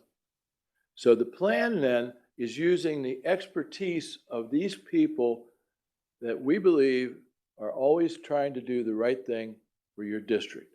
We're looking and counting upon, and I've been able to observe this time in and time out, the goodwill of the people. And people of goodwill will make good decisions. It sometimes takes a little longer, but that's the whole purpose, because the bottom line is the moral issue, that this has to be for the best of all children. And that common ground is what's going to get us to try to reach that agreement. So when you go through this, we have a cross section. We do the action planning over 100 days. We then come back and we present that to the strategic planning team, and then they will end up bringing it forward and taking draft on it send it to the superintendent, and it comes back to the board. Now here, what you need to understand as a board. These people that are helping in developing this plan, they aren't the ones that will be implementing it. It's the board and the superintendent that makes those decisions. What you will have is the comfort that a cross-section of your community has developed this, and it comes up from that group as opposed to down from that group. And there's a great strength in that. The thing is that you need to understand, when you approve the plan and it gets into implementation and you prioritize it, it will be a new culture and a new way that you'll look at your budget, because your budget needs to reflect the priorities of the plan. And if anyone wants to change the plan, the board has a right to do that if it's a majority. But the people that adopt the plan, it can only happen that way because it, in essence, becomes your policy and how you do business. So being mindful of all that, I can only tell you that other places we work, it will work. And we'll have that type of investment. And then we get into the implementation. And when we're getting into the implementation, I told you one of my commitments is to figure out how we're going to take evidence and that we're going to be able to show the progress we are making on the plan, share it with board members, and if for some reason we need to do other things to support some of the things you're working on, then we're going to need to do it, whether it's additional professional development, whether it's areas where we have certain kids that still needs extra support. And we'll have to figure out where those resources might be needed. At the same time, this isn't just about working with one group of students that might be having more challenges. It's also extending the top and giving more opportunities for all of our kids. Because you have kids on both ends that are going to have needed support to go where they want to hit their dreams. So it's not about just one group, it's back to all groups of students. This is the thing that you can have a comfort with. If we use this opportunity to engage your entire community, we can do a lot better job with hitting this engagement. And you and board members can help with that. Members of your community can help with that, because what we're talking about, the people that work with this, they become the ambassadors. The other thing you need to understand in doing this, as we're going to work on this timeline, which I've already decided, we've adjusted it. In some cases, in other systems, we actually are doing the work maybe a month or two earlier. In this case, because you have potential transition, we thought it was best in talking with your superintendent to delay that. And I agree with that. That's the whole issue of making sure we can get everybody involved. This is a plan that was done in Fort Smith in Arkansas. 182 people were part of this plan. 3,500 hours these people were involved. Look at the days, look at the meeting. The picture of that group is reflective of that community. In that system, a new superintendent came in, and the last 3 bonds were defeated. By them working with the stakeholders in the community, the bond passed at 67% for many, many millions of dollars, because some of the people were able to get into some of the schools and see where they needed improvement. Some did not have air conditioning. Some had leaking roofs. And they were able to re-engage a community to create, in essence, a quality school with an equity to it where all kids at least had a favorable school that they could be proud of. And you know something, when this becomes important? It becomes important in redistricting. When we were doing a strategic plan in Richmond, when they were getting involved in redistricting, 25% of their schools did not have air conditioning. If you were a parent and you were in an air-conditioned school and you were going to move to a school that did not have air conditioning, they would even be more concerned than some of your parents that were speaking here tonight, although I'm going to tell you redistricting is a tough job. And you just have to work your best in figuring out your resources and providing that. But the issue is how you're trying to create opportunities for all children. So this type of commitment, I would assume, is going to be somewhat similar. This district's about the same size as yours. And I think you're going to find that when you have this type of commitment, you're asking these people to be involved. Again, you're re-engaging and new people perhaps, because some of the people no longer have children in the schools. You're now going to be dealing with a lot of people that are going to be with you for a while. In so doing, the thing I can tell you, when we talk about stakeholder-driven community process, we will walk that walk, and we'll walk it with you. And what's going to happen is we're going to wait and figure out when we can set a date for when we're going to have the community summit that's going to involve anyone that wants to attend. We'll probably do it remotely. And we're going to be creating a website. We're going to be asking certain questions from your community. What's working? What's not working? What could we do to be better? And we're going to collect a lot of that information. And then we're going to use that to guide us in the development of the plan. I will tell you, you all, I don't know, Jack, if you've had a chance to meet Dr. Harris, but Dr. Harris, we are joined at the hip on this. Wayne and I will be doing this together. And again, Wayne also, he knows your community as I know your community. And when we do the community summit, you'll see that he's going to be a big part of that process. I'd like to stop now, and I'd like to try to answer any questions you might have. Board members, do you have any questions? I think that pretty much, that was pretty Folks, thorough, so I think we're good. You know, I've worked with you all over a number of years, and I will tell you, I'm really looking forward to when we can come back and work with you again. I think you have a great school system. I think you, as every school system, we're still working to move forward, and I'm hoping we can help work with you to help that happen. Thank you. Thank you. And thank you for your help in finding Dr. Shiflett.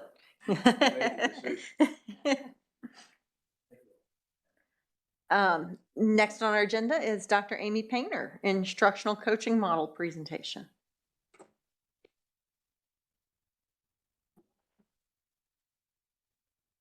Good evening, Chair Lohr, school board members, Dr. Shiflett. I'm excited to share with you a little bit about the future of instructional coaching in Rockingham County schools. This slide shares the areas of the program I'll speak briefly about, from what is instructional coaching, why do we need to initiate it, what is the payoff, how current instructional models have been a benefit, and what is the plan to get this started.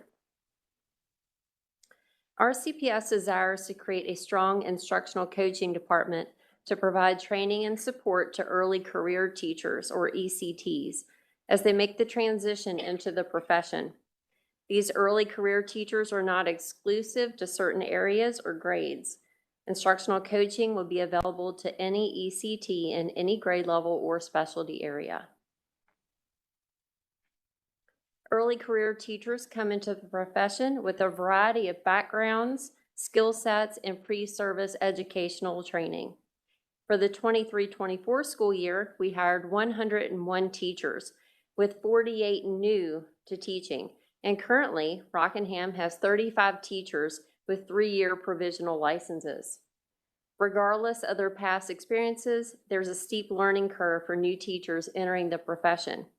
Providing early career teachers with a supportive, knowledgeable, and engaged instructional coach will increase ECT success in the classroom and positively impact employee retention. Each instructional coach will be assigned to several ECTs. The coach will follow a coaching playbook to help induct new teachers into the role. Areas of support include instructional planning, instruction, classroom management, behavior management, and assessment. The coach will visit each early career teacher on a rotating schedule, providing support and feedback. Coaches in this role will have no role in teacher evaluation. That would be performed by a building administrator. So the benefits of the model. So an instructional coaching model offers many benefits to educators, students, and the school community as a whole. Here are some key benefits of implementing the coaching model. Support for novice teachers. New teachers in particular benefit from instructional coaching. It helps them navigate the challenges of their early career and develop effective teaching strategies more quickly. Professional growth and development. Instructional coaching provides teachers with personalized, ongoing support to improve their teaching practices. Coaches help educators set goals, reflect on their teaching, and implement research-based strategies, leading to continuous professional growth. Unlike one-time workshops or training sessions, coaching offers ongoing, sustained professional development. This ensures that teachers continue to grow and adapt to changing educational needs. Data-driven decision-making. Coaches support teachers in analyzing student data and using it to transform instruction. This leads to more data-driven decision-making and can result in improved student outcomes. Improved teaching practices. Teachers who participate in coaching often refine and enhance their instructional techniques. They receive feedback, guidance, and resources to implement best practices, resulting in more effective teaching. Enhanced student learning. Effective coaching directly impacts student learning outcomes. When teachers improve their instructional methods and classroom management skills, students benefit from more engaging and effective learning environment. Coaches assist teachers in tailoring their instruction to meet the diverse needs of students. This results in more personalized learning experiences, which can boost student engagement and achievement. Increased teacher confidence. Through coaching, teachers gain confidence in their abilities. This confidence can positively affect their teaching, their relationships with students, and their overall job satisfaction. Positive school culture. Coaching fosters a culture of collaboration, reflection, and continuous improvement within schools. When teachers and administrators work together to support professional growth, it creates a positive and supportive school environment. Alignment with educational goals. Coaching can be tailored to align with specific educational goals and priorities, ensuring that it addresses the unique needs and challenges of a school or district. Retention and job satisfaction. Teachers who receive coaching often report higher job satisfaction and are more likely to remain in the profession. Coaching can be a valuable tool for retaining experienced educators and attracting new talent to the field. So in summary, an instructional coaching model offers a wide range of benefits that impact teachers, students, and overall educational community. By providing ongoing support, personalized development, and a focus on best practices, coaching contributes to the continuous improvement of teaching and learning. So you're probably thinking, aren't we doing coaching now? Yes, we've been doing literacy coaching for the past few years. Literacy coaching has been exclusive to the science of reading and in particular the elementary teachers. So let's take a minute to listen to feedback from a new teacher, a veteran teacher, and a principal on the benefits of literacy coaching.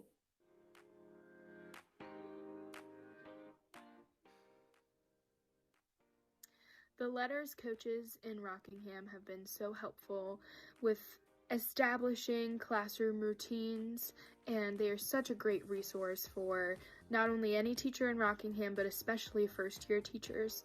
They have been so helpful with providing me with all of the resources and materials I would need for my classroom and helping me establish those routines for phonics and giving me the knowledge for phonics. Hi, my name is Chris Grimm, and I am excited about what we're doing in Reading with the Letters program. And one of the things that I feel like has been really successful for us is having coaches that are available to come in, watch our lessons, give us feedback, provide us with resources.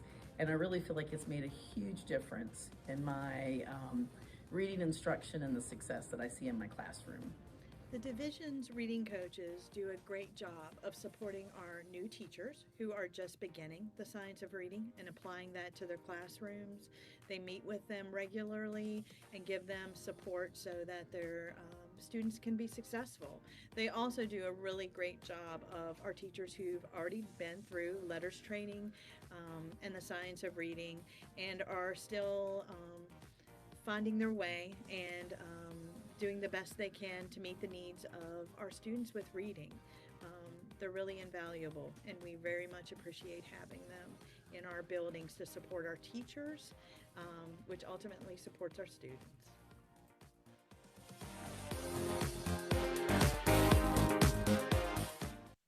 I want to thank one of our coaches, Tabitha Carter, for videoing that when she was already in the schools working. And I have a longer clip if you'd like me to share it with you. It's like 8 minutes, so I picked the smaller version for tonight. So as you heard, literacy coaching has been invaluable to our elementary teachers. Instructional coaches for early career teachers will be exponential in helping them not only grasp the role of a new teacher, but support them through learning best practice for teaching as well. So what's the plan? So in winter of 2023, so right around the corner, we plan to hire a coordinator of instructional coaching first. This position would both lead the instructional coaching team and also participate as an instructional coach. Following, there will be the hiring of 9 instructional coaches, which will include 4 current ITRTs transitioning to instructional coaches and hire 5 more coaches. Then this spring, training will be provided to all of those new instructional coaches. Mia Pumo from Ed Direction will facilitate this training, and she's the coach that's been helping our literacy coaches now. This will consist of 6 full-day training sessions, and the team will also go to the Power of Coaching Conference in Williamsburg. So I know you're all wondering, where is this funding coming from? The money was already factored into the budget with ITRT positions that were never filled. So those funds will be reallocated to the coaching positions. We're experiencing a teacher shortage, so the reallocation of these funds will better support the early career teachers that we hire. And I'm sure you have questions for me. Anyone? I got a few questions. What grade levels are the coaches hoping to support? For example, all elementary or SPED or? Any early career teacher. Okay, all right. Is it a 10-month contract or is it going to be full? Well, our current literacy coaches are 11-month because a lot of the work that they do are those pre-service days. We haven't totally decided on that yet, but our current coaches are 11-month. Okay. So there is a lot of planning that they have to do before school starts. Okay. And since we're hiring in the winter, can current teachers be eligible to apply for this? Yes, because it's actually for the 24-25 Okay. School year. It's just there'll be at least 6 days here in the spring that we would have to provide subs for them to get the training. And if I get this right, we have 4 positions that are going to be full already, so leave us 5, correct? 4 ITRTs will transition to these instructional coach roles, and so it would leave 5. Okay, thank you. Actually, I think this is a very good way to support the new people that are coming in. I believe we have some provisional licensure teachers, and it really is important that they receive the support in order to benefit our students ultimately, and that's our bottom line. And we currently have 35 teachers with a provisional license, which means they've had no education classes before entering the profession. Mm-hmm. It seems it meets a need. Are the RTITs currently 10-month or 11-month employees? Do you know? 10? Okay. And we have mentors. We have a mentor program, but because they are full-day classroom teachers, they can't actually go in and offer the level of support that the early career teachers would need. And we'll continue with the mentors as well? Yes, that's required by the state. Oh. To have a mentor program. But they also kind of provide something different in just support and not coaching as much, correct? Yes, they're not so much coaching. A lot of what they do is more the social aspects of getting used to the procedures of the school. They'll help some with the classroom management and the lesson planning, but they can't be in the classroom supporting them like these coaches could do. So we will probably revise our new teacher mentor program, but we need to get this in place first. Any other questions? I think it's a great idea and I'm excited for it. So thank you so much for bringing that to us. Thank you. Next on the agenda is Ms. Liza Kaufman, Bullying Prevention Awareness, because it is Bullying Prevention Month, is it not? It is. Thank you. Good evening, Chair Lohr, members of the board, Dr. Shiflett. Thank you for having me this evening. I am Liza Kaufman, Director of Support Services for the division, and I appreciate the opportunity to talk about what we've been doing in the division to bring awareness around our bully prevention efforts. First and foremost, we take our charge both in the Code of Virginia and through school board policy very seriously. You can see it's highlighted there. I'm not going to read to you, but we are explicitly required in the Code of Virginia, as you know, as a board, to have policy that for anti-bullying. And you do have that, of course, in JFCI, which acknowledges that bullying is unproductive and unacceptable in schools. And what we really seek to do is to create a welcoming learning environment for all students. So what do we focus on with our bully prevention efforts? We focus on training to help students and staff identify and prevent bullying, how to report bullying, and how to take developmentally appropriate steps to intervene. And then we also spend time sharing our message with parents and other community members. So thank you for the opportunity to do that here tonight. When we talk with students about identifying bullying, you'll see again the definition from the Code of Virginia. It's very specific and it is developmentally appropriate for adults, but not necessarily for some of the younger students that we work with.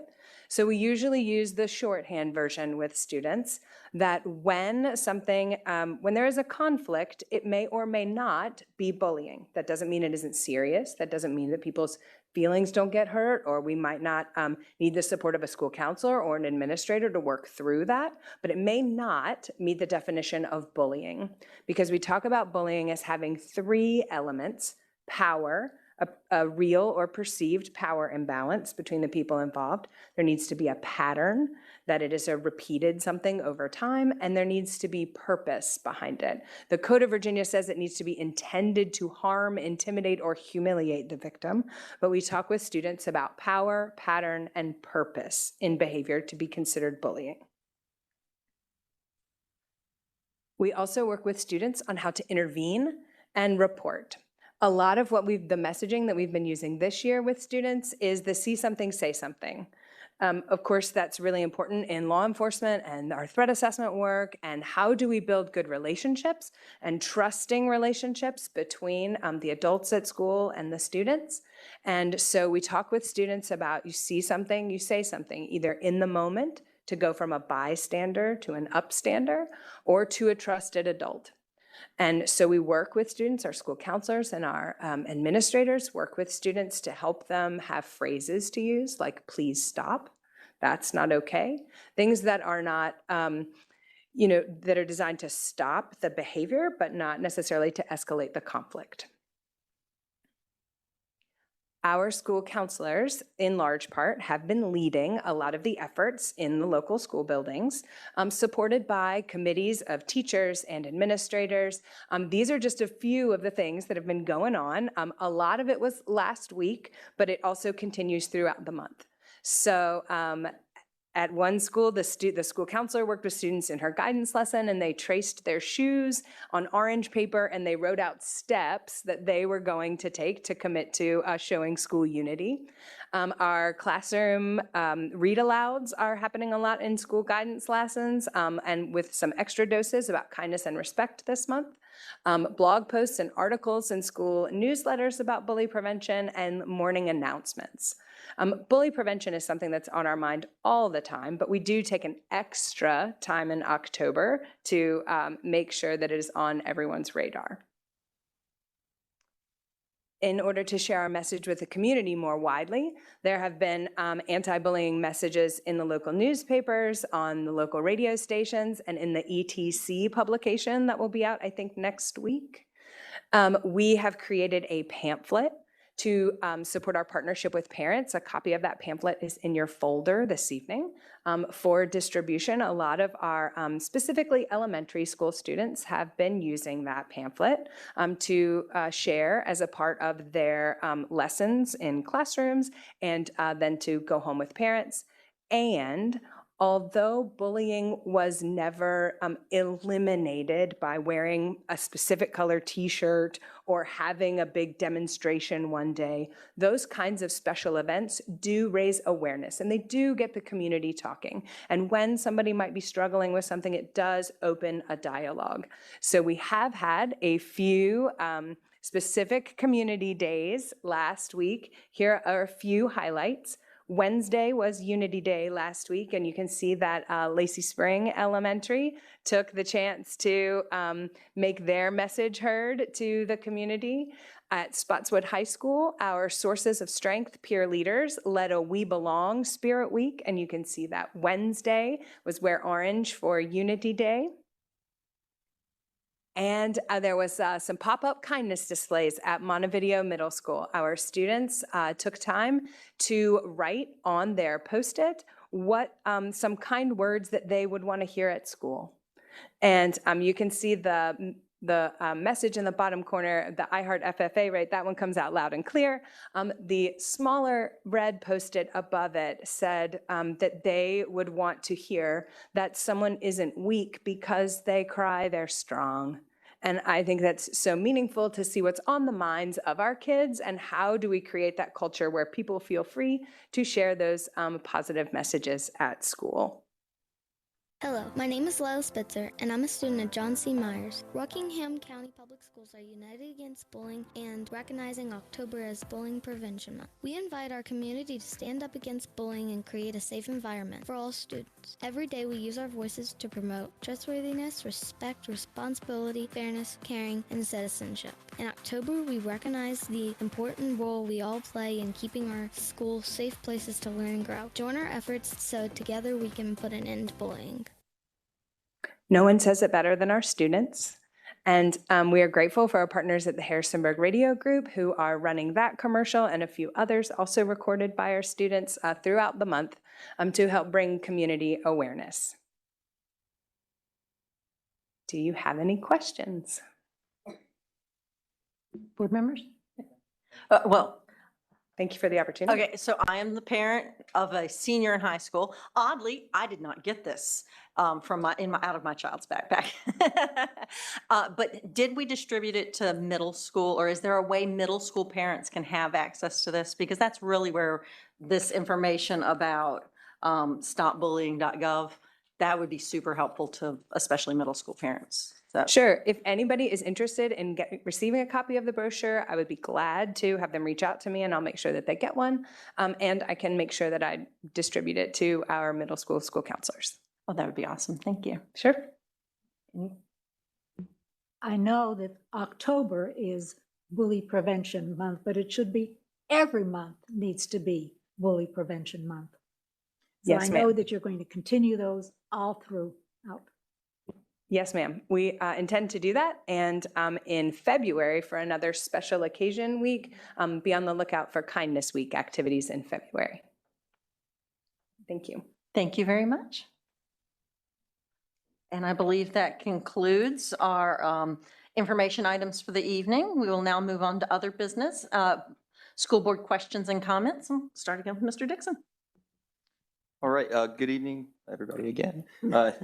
So Chair Lohr, fellow board members, Dr. Shiflett, tonight I wanted to start a conversation, and I want to preface it with this is no commentary on Chair Lohr's performance as chair or any previous chair's ability in that role.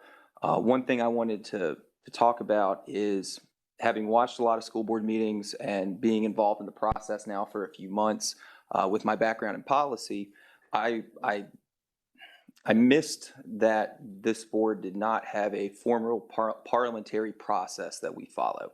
We have a rough policy that we follow Robert's rules, but there's actually never been a adopted parliamentary process that we follow as a board. I think that could be addressed, and I think it would help clear up some communication and confusion that we've had at previous meetings. I think it lays clear guidelines for board members to know when to speak, how to speak, and it puts guardrails on the process so that we actually have a formal process that we're following. And I'm not saying it has to be Roberts.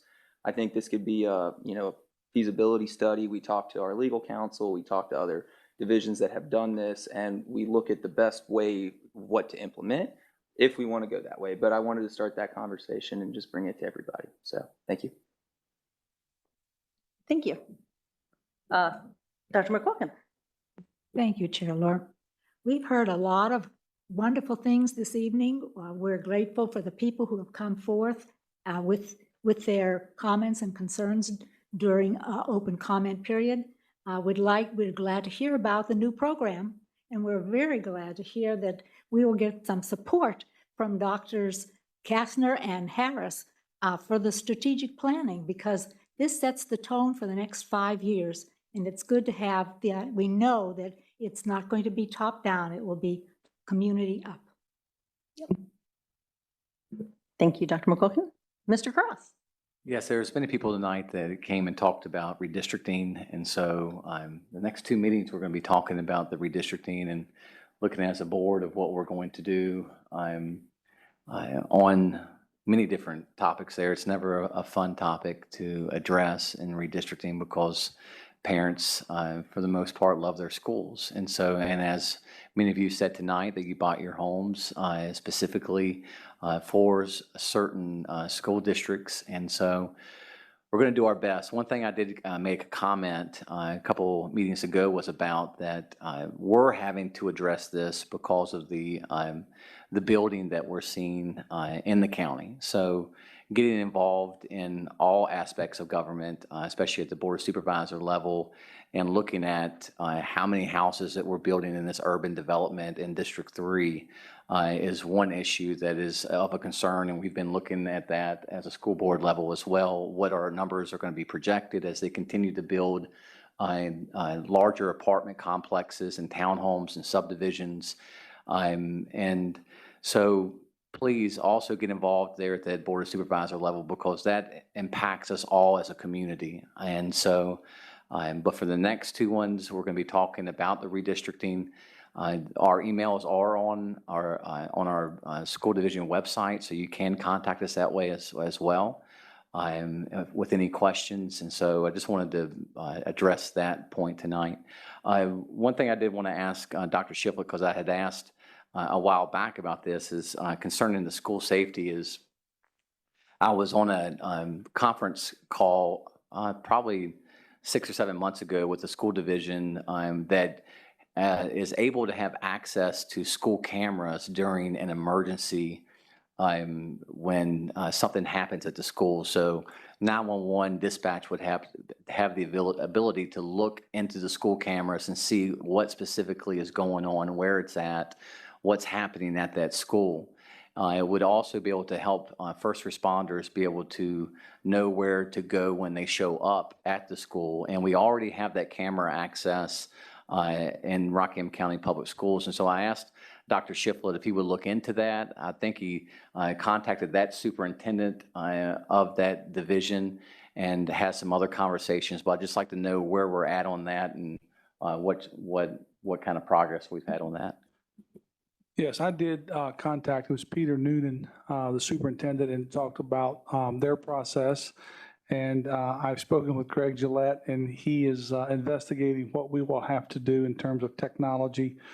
Maybe in some places upgrade some of our cameras, but we're definitely exploring that. I also had conversations as well this summer with Sheriff Hutchinson to get his perspective to see if he would, if he thought that would be an acceptable move. And he was very willing to move in that direction. So I think sort of we're doing some investigative legwork to figure out what that's going to take to make it happen. But yeah, we're looking into it. Thank you. Yep. That's all. Thank you. On the redistricting, I just want to say, a couple of us have done this before, and it's never easy. It's something that we do spend a lot of time and thought on. And last time we were extremely generous when we redistricted with some grandfathering, and I would be willing to discuss grandfathering some students. And maybe working out your high school students, we can look at some options there. And I would, as a board, like to discuss that moving forward, what you guys are feeling about that. There's also, and I'd like Dr. Shiflett to just quickly speak to hardship variances that you can allow, or do you not want to do that? If a student has, like, if the childcare is an issue, we sometimes can make allowances for that as well. And I'm sorry. Yeah, no, it's fine. So current policy states that students attend the school in their attendance area, and those boundaries are determined by the school board with a recommendation from the superintendent. There are some exceptions. At elementary level, we offer childcare exceptions. So if someone lives, we'll just use some school examples. If you live in the South River attendance area, that's where you live, but maybe you work in Elkton, then you could, you had childcare there, you could write a letter, and usually we ask to know the address of the childcare provider, and we will make an exception for elementary schools. We usually do not make exceptions beyond elementary schools for childcare. We have one or two times made an exception for a sixth grader with a very clear understanding that we're not doing it in seventh grade. And we just be honest with you, get real picky about high school, because athletics becomes important, and where kids want to play and what team they want to be on. And we just have to be very careful with how we address that. So we draw a pretty hard line. There may be some exceptions if there's maybe an evaluation from a psychologist or someone, but it's pretty significant. And in terms of redistricting, just while we're here, I can tell you that none of these board members are happy about redistricting. They grumbled at me when I mentioned it and fussed and fumed and said, why do we have to do it? And I think I said this during my presentation, it's a necessary evil. We can't move the schools, right? We can only shuffle some of our students, and we don't look at them, just as, they're just, livestock or whatever, just move them around. But we have empty seats in some of our schools, and other schools are overcrowded. So before we ask our taxpayers for higher taxes to build another school, as good stewards, we need to be mindful of what we're asking and try to use up all the space that we possibly can before we say we need another elementary school. All right, so again, no one looks forward to doing this work. It's maybe one of the difficult decisions the school board makes. It weighs heavy on their heart for all the reasons you talk about. You love your teachers, you love your schools, you love the principals, whatever. But at the end of the day, we're trying to take into account the entire school division and how can we be good stewards of what we have. And it's not easy. No one will. When they make their decision, whatever it is, they will not be. They'll have to deal with it, right? And it doesn't make them feel good. I can tell you that. It doesn't make me feel good, but it's part of the job, and someone has to do it. So. Thank you. And I also just want to add two more things. First, as Dr. Shiflett said, we can't pick up schools and move them around. We have to be good stewards. And just for reference for everyone, every $1 million that we spend is an extra penny on your taxes per 100. That doesn't sound like a lot, but think about your tax bill and think about how all those pennies have added up through the years. So we have to be mindful of that. Nobody likes to pay higher taxes just to pay higher taxes. And as a mother, My children went to, I live closer and vote at one elementary school, kind of drive past another elementary school in order to get to the elementary school that my children actually attended. It was still only a 7-minute drive. I loved, loved, loved my children's elementary school. And then one of my children, I won't out which one, one of my children, when he was older and in high school, he said, "Mom, I wish I'd have gone to this other elementary school because that's where all my friends were. And I didn't know they were there when I was at the school I was at. But when I got to middle school, then I met these wonderful people that I have so much in common with." So children are resilient. It can be tough, but it's also an opportunity to make new friends. And I think that's also good for children.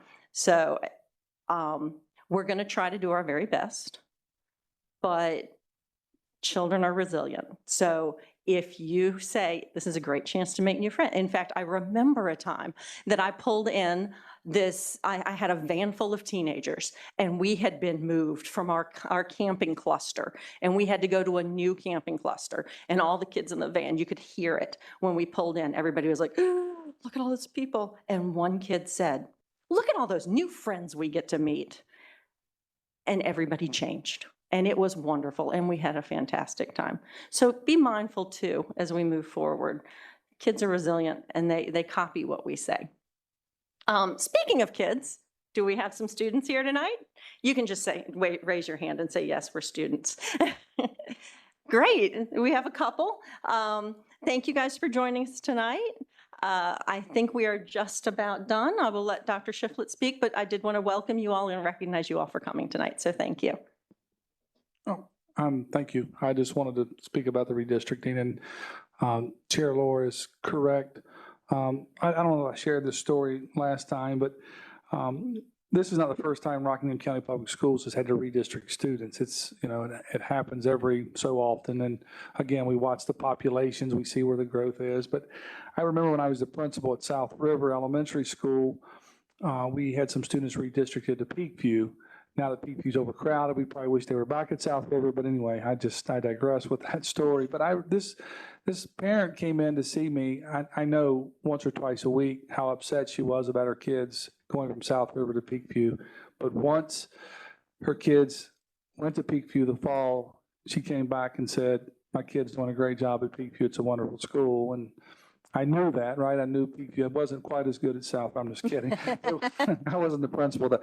But she's like, "Oh, my kid's thriving at Peakview." But the fear of change can be daunting to students and families, and it can be unnerving. But we have good schools, all 15 elementary schools, all 4 middle schools, all 4 high schools, and they'll be cared for regardless of where they are. We're very intentional about saying that, and they all have air conditioning. So, I know Dr. Kastner mentioned that earlier, but we are thoughtful about that, making sure our programs are very similar so that it is a similar experience, although the cultures at each school are different and unique, and we totally understand that. Again, it's why it makes this task very hard. So thank you. Thank you. Members, we have reason to go into closed session. Do I have a motion? I move that the board enter a closed session to discuss and consider the following pursuant to the provision of Virginia Code Section 2.2-3711. A1, personnel, specific public officers, appointees, or employees for the purpose of considering such individuals' assignment, appointment, promotion, performance, demotion, salaries, disciplining, or resignation. And A2, one or more particular students specifically relating to requests regarding compulsory school attendance based on religious beliefs that would involve disclosure of information contained in a scholastic record concerning a student. Thank you, Mr. Dixon. Do we have a second? Second. Thank you, Dr. McQuilkin. Is there any discussion? Hearing none, all those in favor of entering closed session, please say aye. Aye. Opposed, same sign. Motion carries. Thank you guys so much for hanging in there till the end with us. Please have a safe drive home and have a wonderful week. Meeting adjourned. No, we're in closed session.